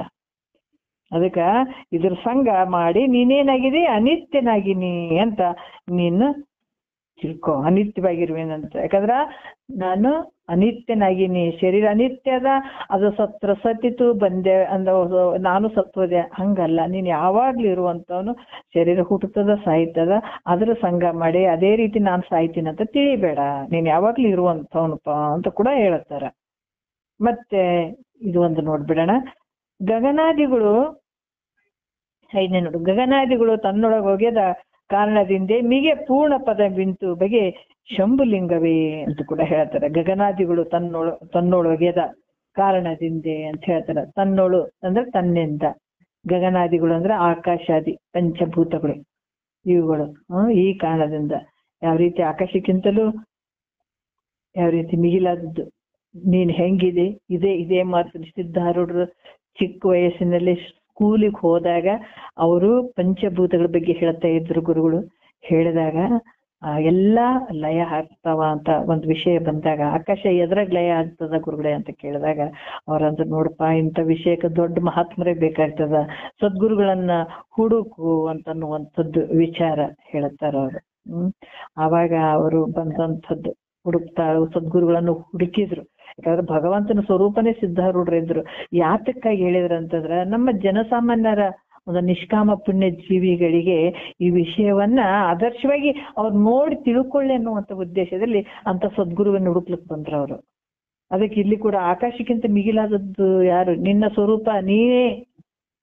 ನೋಡ್ರಿ, ನಾವು ಗುರುಗಳ ಹತ್ರ ಕೂತ್ಕೊಂಡಾಗ ಹೋಗೋದ್ಕಿಂತ ಮುಂಚೆ ನಾವು ಸಣ್ಣರು, ಇಷ್ಟೇ ಸಣ್ಣ ಶರೀರ ಐತ್ರಿ ನಮ್ದು, ನಾವು ಸಣ್ಣವ್ರಿ, ನಾವು ಕಿಂಗ್ರಿ ಕಂಗ್ರಿ ಅಂತ ಕುಂತಾವ. ಆದ್ರ ಸದ್ಗುರುವಿನ ವಾಕ್ಯ ಎಷ್ಟು ದೊಡ್ಡ ನೋಡ್ರಿ, ಆಕಾಶಕ್ಕಿಂತ ದೊಡ್ಡ ಪ್ರಮಾಣದಾಗ ನಿನ್ನ ಸ್ವರೂಪ ಐತಪ್ಪ, ನೀನೇನ್ ಸಣ್ಣವಲ್ಲ. ಮೊದಲ ನನ್ಗೆ ಹೆಂಗಾಗಿತ್ತು, ನನ್ನೊಳಗ ಭಗವಂತ ಇದ್ದತ್ತ, ಆದ್ರೆ ಈ ಶರೀರ ನನ್ನೊಳಗ, ಈ ಶರೀರ ನಾನು ಅನ್ಕೊಂಡ್ಬಿಟ್ಟಿದ್ದೀನಿ, ನನ್ನೊಳಗ ಅವನ ಭಗವಂತ ನಾನು ಅನ್ಕೊಂಡಿದ್ದೀನಿ. ಇವಾಗ ಇಲ್ಲ, ನನ್ನೊಳಗೆ ಶರೀರ ತೋರಕತ್ತದ. ಎಷ್ಟು ಅದ್ಭುತ ನೋಡ್ರಿ, ನನ್ನೊಳಗೆ ಶರೀರ ತೋರಕತ್ತದ ಅಷ್ಟೇ. ಅದ್ ಹೆಂಗ ಮಣ್ಣಿನಲ್ಲಿ ಮಡಿಕೆ ತೋರದಂಗ. ಎಷ್ಟು ಅದ್ಭುತ ಅಲ್ಲ. ನಾವು ಬಹಳ ಸಣ್ಣವ್ರು ಅನ್ಕೊಂಡ್ಬಿಟ್ಟಿರ್ತೀವಿ. ಅದ್ರ ಸದ್ಗುರು ವಾಕ್ಯ ನಮ್ಮನ್ನ ನೋಡ್ರಿ ಪರಿಪೂರ್ಣವನ್ನಾಗಿ ಮಾಡ್ತಾನ, ಹೇಳ್ತಾನ. ಅದಕ್ಕ ಏನಾಗಿದೆ, ನಾನಿಷ್ಟೇ ಪರಿಚಿನ್ನ, ನಾನು ಸಣ್ಣವನಂತ ಅನ್ಕೊಂಡ ಭ್ರಾಂತಿಯಾಗಿದ್ದೆ. ಆದ್ರೆ ಎಲ್ಲಕ್ಕಿಂತ ಈಗ ಎಲ್ಲಕ್ಕಿಂತ ಇವಾಗ ದೊಡ್ಡ ಪ್ರಮಾಣ ಪರಿಪೂರ್ಣವಾಗಿರುವಂಥದ್ದು. ಆದ್ರೆ ಇಷ್ಟು ಪರಿಪೂರ್ಣವಾಗಿರುವಂಥವ್ನು ಎಲ್ಲಕ್ಕಿಂತ ಸಣ್ಣವನಾಗಿದ್ದೀನಿ, ನಾನು ಅಜ್ಞಾನಿ ಆಗಿನಿ ಅಂತ ಎಷ್ಟೊಂದು ಭ್ರಾಂತಿ ಒಳಗಾಗಿದ್ದೆ ನಾನು. ಇವಾಗ ಪರಿಪೂರ್ಣನಾಗಿ ಇದ್ದೀನಿ ಅನ್ನುವಂಥದ್ದು ಗೊತ್ತಾಯ್ತು ನೋಡ್ರಿ. ಅದಕ್ಕ ಈ ರೀತಿ ಕೂಡ ಏನ್ ಹೇಳ್ತಾರ, ಸ್ಥೂಲ ಇದ್ರ ಕಾರ್ಯ ಯಾವ ರೀತಿ ಅಂತಂದ್ರ, ಸ್ಥೂಲ ಮತ್ತೆ ಶರೀರ ಪರಿಚ್ಛಿನ್ನವಾಗಿದೆ, ಹೌದಲ್ಲ. ಕಾರಣ ಮತ್ತೆ ಸೂಕ್ಷ್ಮ ಇದು ಹೆಂಗದ, ವ್ಯಾಪಕ ಆಗಿರುವಂಥದ್ದು. ಯಾಕಂದ್ರೆ ಈ ಕಾರ್ಯಕಾರಣ ವಿಚಾರ ನಾವು ಮಾಡೋದ್ರಿಂದ ಏನಾಗ್ತದ ಅಂತಂದ್ರೆ, ಇದಕ್ಕೆಲ್ಲಕ್ಕೂ ಮುಖ್ಯವಾಗಿರುವಂಥದ್ದು ಪರಿಪೂರ್ಣವಾದಂತ ಒಂದು ವಸ್ತು ನಿನ್ನ ಪರಬ್ರಹ್ಮ ಸ್ವರೂಪ ಅನ್ನುವಂಥದ್ದು. ಯಾಕಂದ್ರೆ ಇಲ್ಲಿ ಕೂಡ ಈ ಪೃಥ್ವಿ ಅನ್ನುವಂಥದ್ದು ಏನು ಒಂದು ಸ್ಥೂಲವಾದಂಥದ್ದು. ಇದಕ್ಕೆ ಕಾರಣವಾಗಿರುವಂಥದ್ದು ಯಾವ್ದಪ್ಪ ಅಂದ್ರ ಜಲವಾಗಿ, ಜಲ ಅನ್ನುವಂಥದ್ದು ಅದು ಸ್ವಲ್ಪ ದ್ರವಾತ್ಮಕವಾಗಿರುವಂಥದ್ದು, ಸೂಕ್ಷ್ಮ ಆಗಿದೆ. ಆದ್ರೆ ಜಲಕ್ಕಿಂತ ಸೂಕ್ಷ್ಮ ಆಗಿರುವಂಥದ್ದು ಅಗ್ನಿ ಅದ. ಅಗ್ನಿ ಯಾಕಂತಂದ್ರೆ ಅದು ಕೂಡ ವ್ಯಾಪಕವಾಗಿರುವಂಥದ್ದು, ಸೂಕ್ಷ್ಮ ಆಗಿರುವಂಥದ್ದು. ಅಗ್ನಿಗೆ ಕಾರಣವಾಗಿರುವಂಥದ್ದು ವಾಯು. ಒಂದಕ್ಕೊಂದು ಈಗ ಪೃಥ್ವಿಗೆ ಕಾರಣ ಆಗಿರೋದು ಜಲಕ್ಕೆ ಕಾರಣ ಆಗಿರುವಂಥದ್ದು ಅಗ್ನಿಗೆ ಕಾರಣುವಂಥದ್ದು ವಾಯು ಕಾರಣವಾಗಂತ. ಯಾಕಂದ್ರೆ ಅದಕ್ಕಿಂತ ಸೂಕ್ಷ್ಮ ವ್ಯಾಪಕ ಆಗ್ಯದ. ಆದ್ರೆ ವಾಯು ಕಾರಣವಾದಂಥದ್ದು ಆಕಾಶ. ವಾಯುವಿಗಿಂತ ಅದು ಕೂಡ ಸೂಕ್ಷ್ಮ, ವಾಯುವಿಗಿಂತ ಅದು ಕೂಡ ವ್ಯಾಪಕವಾಗಿರುವಂಥದ್ದು.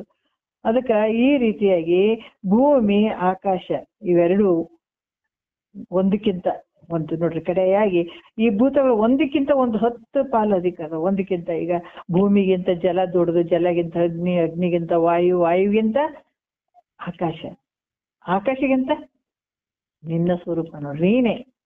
ಎಲ್ಲಕ್ಕಿಂತ ಪರಿಪೂರ್ಣವಾಗಿರುವಂಥದ್ದು ನೀನೇ ಇದಪ್ಪ ಅಂತ ಹೇಳುವಂತ ವಿಚಾರ. ಈ ರೀತಿಯಾಗಿ ಭೂಮಿ, ಜಲ, ಅಗ್ನಿ ಇವು 3 ಭೂತಗಳಿಗೆ ಏನದಾವ, ರೂಪ ಐತೆ. ಅದಕ್ಕೆ ಭೂಮಿಗೈತೆ, ಜಲಕ್ಕೈತೆ, ಅಗ್ನಿಗೈತೆ. ಆದ್ರೆ ವಾಯು ಆಕಾಶಗಳಿಗೆ ರೂಪ ಇಲ್ಲ, ಸ್ವಲ್ಪ ನಿರಾಕಾರವಾಗಿ ಅದಾವ ಅವು. ಈ ಜಲ, ಅಗ್ನಿ ಮತ್ತೆ ಭೂಮಿ ಇವುಗಳಲ್ಲಿ ಒಂದಕ್ಕಿಂತ ಒಂದು ಸೂಕ್ಷ್ಮ ಸ್ವಲ್ಪ ಅಧಿಕ ಆಗಿರುವಂಥದ್ದು. ಯಾಕಂದ್ರೆ ರೂಪ ಇಲ್ಲದ ವಾಯು ಆಕಾಶಗಳಲ್ಲಿ ಇವೇಂದ್ರ ರೂಪ ಇಲ್ಲದೆ ಇರುವಂತ ವಾಯು ಇದು ಆಕಾಶಗಳಲ್ಲಿ. ವಾಯು ಹೆಂಗಂದ್ರೆ ಸ್ಪರ್ಶ ಮಾಡಾಕ ಅದು ಗೋಚರ, ಸ್ಪರ್ಶ ಮಾಡಿದಾಗ ಗೋಚರ ಆಗ್ತದೆ ನಮ್ಗ. ಆಕಾಶ ಗೋಚರ ಆಗ್ತದೆ ಅಂದ್ರೆ ಹಂಗೆ ಗೋಚರ ಆಗಂಗಿಲ್ಲ ನಮ್ಗ. ಶಬ್ದ ಗುಣದಿಂದ ಮಾತ್ರ ಆಕಾಶದ ಲಕ್ಷಣ ಕಂಡಿಡಿಯಕ್ ಸಾಧ್ಯ ಆಗ್ತದೆ. ಯಾಕಂದ್ರೆ ಆಕಾಶದ ಗುಣ ಯಾವುದು, ಶಬ್ದ. ಆಕಾಶದಿಂದ ಆಗುವಂಥದ್ದು ಯಾವುದು, ಶಬ್ದ, ಅದ್ರ ಲಕ್ಷಣ.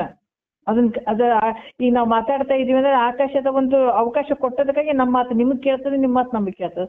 ಇದು ಅವಕಾಶನೇ ಕೊಟ್ಟಿರ್ಲಿಲ್ಲ ಅಂದ್ರೆ ನಮ್ಗ ಇದು ಆಕಾಶದ ಒಂದು ಗುಣದಿಂದಾನೇ ನಾವು ಶಬ್ದ ಇದು ಮಾಡ್ಕೊಂಡಿಡಿಯುವಂಥದ್ದು ಆಕಾಶ ಅಂತ ಅನ್ನುವಂಥದ್ದು. ಇದು ಅವಕಾಶ ಕೊಟ್ಟಿರ್ಲಿಲ್ಲ ಅಂದ್ರೆ ನಮಗೆ ನಮ್ಮ ಮಾತುಗಳು ಯಾರಿಗೂ ಗೊತ್ತಾಗ್ತಿರ್ಲಿಲ್ಲ. ಈ ರೀತಿಯಾಗಿ ಇರುವಂಥದ್ದು. ಅದಕ್ಕೆ ಎಲ್ಲಕ್ಕಿಂತ ಇದು ವ್ಯಾಪಕವಾಗಿರುವಂಥದ್ದು ಆಕಾಶ. ಆದ್ರೆ ಆಕಾಶದ ಉತ್ಪತ್ತಿ ಕಾರಣ ಆದಂಥವ್ನು ಯಾರು? ಇವೆಲ್ಲ ಪಂಚಭೂತಗಳಿಗೆ ಕಾರಣವಾಗಿರುವಂಥವ್ನು ಯಾರು? ಆತ್ಮ, ನೀನೇ. ಎಷ್ಟು ಅದ್ಭುತವಾಗಿ ಹೇಳ್ತಾರೆ ನೋಡ್ರಿ. ಅದಕ್ಕೆ ಆಕಾಶಕ್ಕಿಂತ ಮಿಗಿಲಾದಂಥವನು ಸೂಕ್ಷ್ಮ. ಯಾಕಂದ್ರ ಇವೆಲ್ಲಕ್ಕೂ ಕಾರಣವಾಗಿರುವಂಥವನು, ಇವೆಲ್ಲ ಉತ್ಪತ್ತಿಗೆ ಕಾರಣವಾಗಿರುವಂಥವನು. ಅವು ಎಲ್ಲಿ ತೋರಕತ್ತವ? ನಿನ್ನೊಳಗ್ ತೋರಕತ್ತವ ಇವೆಲ್ಲ. ಅದಕ್ಕೆ ಮಿಗೆ ಪೂರ್ಣ ಪದ ಮಿಂತು ಅಂತ ಹೇಳ್ತಾರೆ. ವ್ಯಾಪಕ. ಈ ರೀತಿಯಾಗಿ ಈ ಆಕಾಶ ಎಲ್ಲಿಂದ ಹುಟ್ಟಿತು? ಆಕಾಶ, ವಾಯು, ಅಗ್ನಿ, ಜಲ ಇವೆಲ್ಲ ಎಲ್ಲಿಂದ ಹುಟ್ಟಿದ್ವು? ನಿನ್ನಂತಾನೆ ಹುಟ್ಟಿದ್ವಿ. ಎಲ್ಲ ನಿನ್ನೊಳಗ ತೋರಕತ್ತವ. ಇಷ್ಟೆಲ್ಲ ಇಟ್ಕೊಂಡು ನಾನು ಸಣ್ಣವನು, ನಾನು ಹಂಗದೀನಿ ಹಿಂಗದೀನಿ, ಎಷ್ಟು ಭ್ರಾಂತಿ ಆಗ್ಯದಪ್ಪ ನಿನಗ. ಅದಕ್ಕೆ ಈ ರೀತಿಯಾಗಿ ಇವೆಲ್ಲ ಆಕಾಶ, ವಾಯು, ಅಗ್ನಿ, ಜಲ ಇವೆಲ್ಲ ತೋರ್ತಾ ಇದ್ದಾವಂತಂದ್ರ ಅವೆಲ್ಲ ನಿನ್ನೊಳಗ. ಈ ರೀತಿ ಹೇಳ್ತಾರ. ಯಾರಿಗೂ ಇಲ್ಲಿ ಎಂಥ ಒಂದು ಪರಮಾತ್ಮ ಆಗಿರ್ಬೋದು, ಪ್ರತ್ಯೇಗಾತ್ಮ ಅಂತ ಅನ್ನುವಂಥದ್ದು ಭೇದ ಇಲ್ಲ. ಪ್ರತ್ಯೇಗಾತ್ಮ ನಿನ್ನೊಳಗೇನ್ ತೋರ್ತಾನ. ಈ ಪ್ರತ್ಯೇಗಾತ್ಮ ಎಲ್ಲಿ ತೋರ್ತಾನ ಅಂದ್ರೆ ತೂರ್ಯ ಅವಸ್ಥೆಯಲ್ಲಿ. ನೀನ್ ಎಲ್ಲ ಸಾಕ್ಷಿಯಾಗಿರುವಂತ ನೀನೇ ಪ್ರತ್ಯೇಗಾತ್ಮ ಸ್ವರೂಪ. ಪ್ರತ್ಯೇಗಾತ್ಮ ಮತ್ತು ಪರಮಾತ್ಮ ಬೇರೆ ಅಲ್ಲ, ಅಭೇದವಾಗಿರುವಂಥದ್ದು. ಈ ರೀತಿ. ಅದಕ್ಕೆ ಈ ಗಗನ ಉತ್ಪತ್ತಿಗೆ ಕಾರಣವಾದಂಥವ್ನು ಯಾರು? ನೀನೇ. ನೀನು ಪೂರ್ಣ ಪರಬ್ರಹ್ಮ ಸ್ವರೂಪ. ಅದಕ್ಕೆ ಹೇಳಿದ್ರೆ ಗಗನಾದಿಗಳು ತನ್ನೊಳಗಿದ ಕಾರಣದಿಂದ. ಅದಕ್ಕೆ ಈ ಗಗನಾದಿಗಳು ಅಂದಾಗ ಪಂಚಭೂತಗಳೆಲ್ಲ ನಿನ್ನೊಳಗ ಉತ್ಪತ್ತಿ ಆಗಿದಾವಪ್ಪ, ನಿನ್ನೊಳಗೆ ಅದಾವವು, ಬೇರೆ ಎಲ್ಲೂ ಇಲ್ಲ. ಅದಕ್ಕೆ ಯಥಾ ಬ್ರಹ್ಮಾಂಡ ತಥಾ ಪಿಂಡಾಂಡ. ಏನ್ ಬ್ರಹ್ಮಾಂಡದ ಒಳಗಡೆ ಹುಡ್ಕಕ್ ಹೋಗ್ತೀಯಲ್ಲ ಮೂರ್ಖ ಅಂತಾರ. ಪಿಂಡಾಂಡದೊಳಗ ನೋಡು, ಇವು ನಿನ್ನಿಂದನೇ ಹುಟ್ಟಿದಂಥವು ಎಲ್ಲ. ಅದಕ್ಕೆ ನೀನ್ ಹೆಂಗಿದಿ? ಪರಿಪೂರ್ಣವಾಗಿದಿ ಅಂತ ಕೂಡ ಹೇಳ್ತಾರೆ. ಟೈಮ್ ಬಹಳ ಆಯ್ತು. ಅದಕ್ಕೆ ಇಂಥ ಒಂದು ಪರಿಪೂರ್ಣ ಸ್ವರೂಪವಾಗಿರುವಂಥವನು ನೀನು ಈ ಅಂತ ಇಲ್ಲಿ ಈ ವಿಚಾರವನ್ನ ಇಲ್ಲಿ ಹೇಳತ್ತಾರ. ತತ್ವಮಸಿ ವಾಕ್ಯ ಕೂಡ ಇಲ್ಲಿ ಕೂಡ ಹೇಳ್ತಾರ. ಇಂಥ ಒಂದು ಸತ್ತು ಚಿತ್ತು ನಿತ್ಯ ಆನಂದ ಪರಿಪೂರ್ಣವಾಗಿರುವಂಥದ್ದು ನಿನ್ನ ಸ್ವರೂಪ ಅಂತ ಅವ್ರು ಹೇಳ್ತಾರೆ. ಇಷ್ಟೆಲ್ಲ ಹೇಳೋದಕ್ಕೆ ನಮ್ಮ ಸ್ವರೂಪವನ್ನ ನಾವು ಮರ್ತು ಭ್ರಾಂತಿಯಿಂದ ಕುಡಿದದಕ್ಕಾಗಿ ಬಹಳಷ್ಟು ಎಚ್ಚರಿಕೆ ಕೊಡ್ತಾರ ಮಹಾತ್ಮರು. ಸ್ವಲ್ಪ ಟೈಮ್ ಭಾಳ ಆಗ್ಬಿಡ್ತು.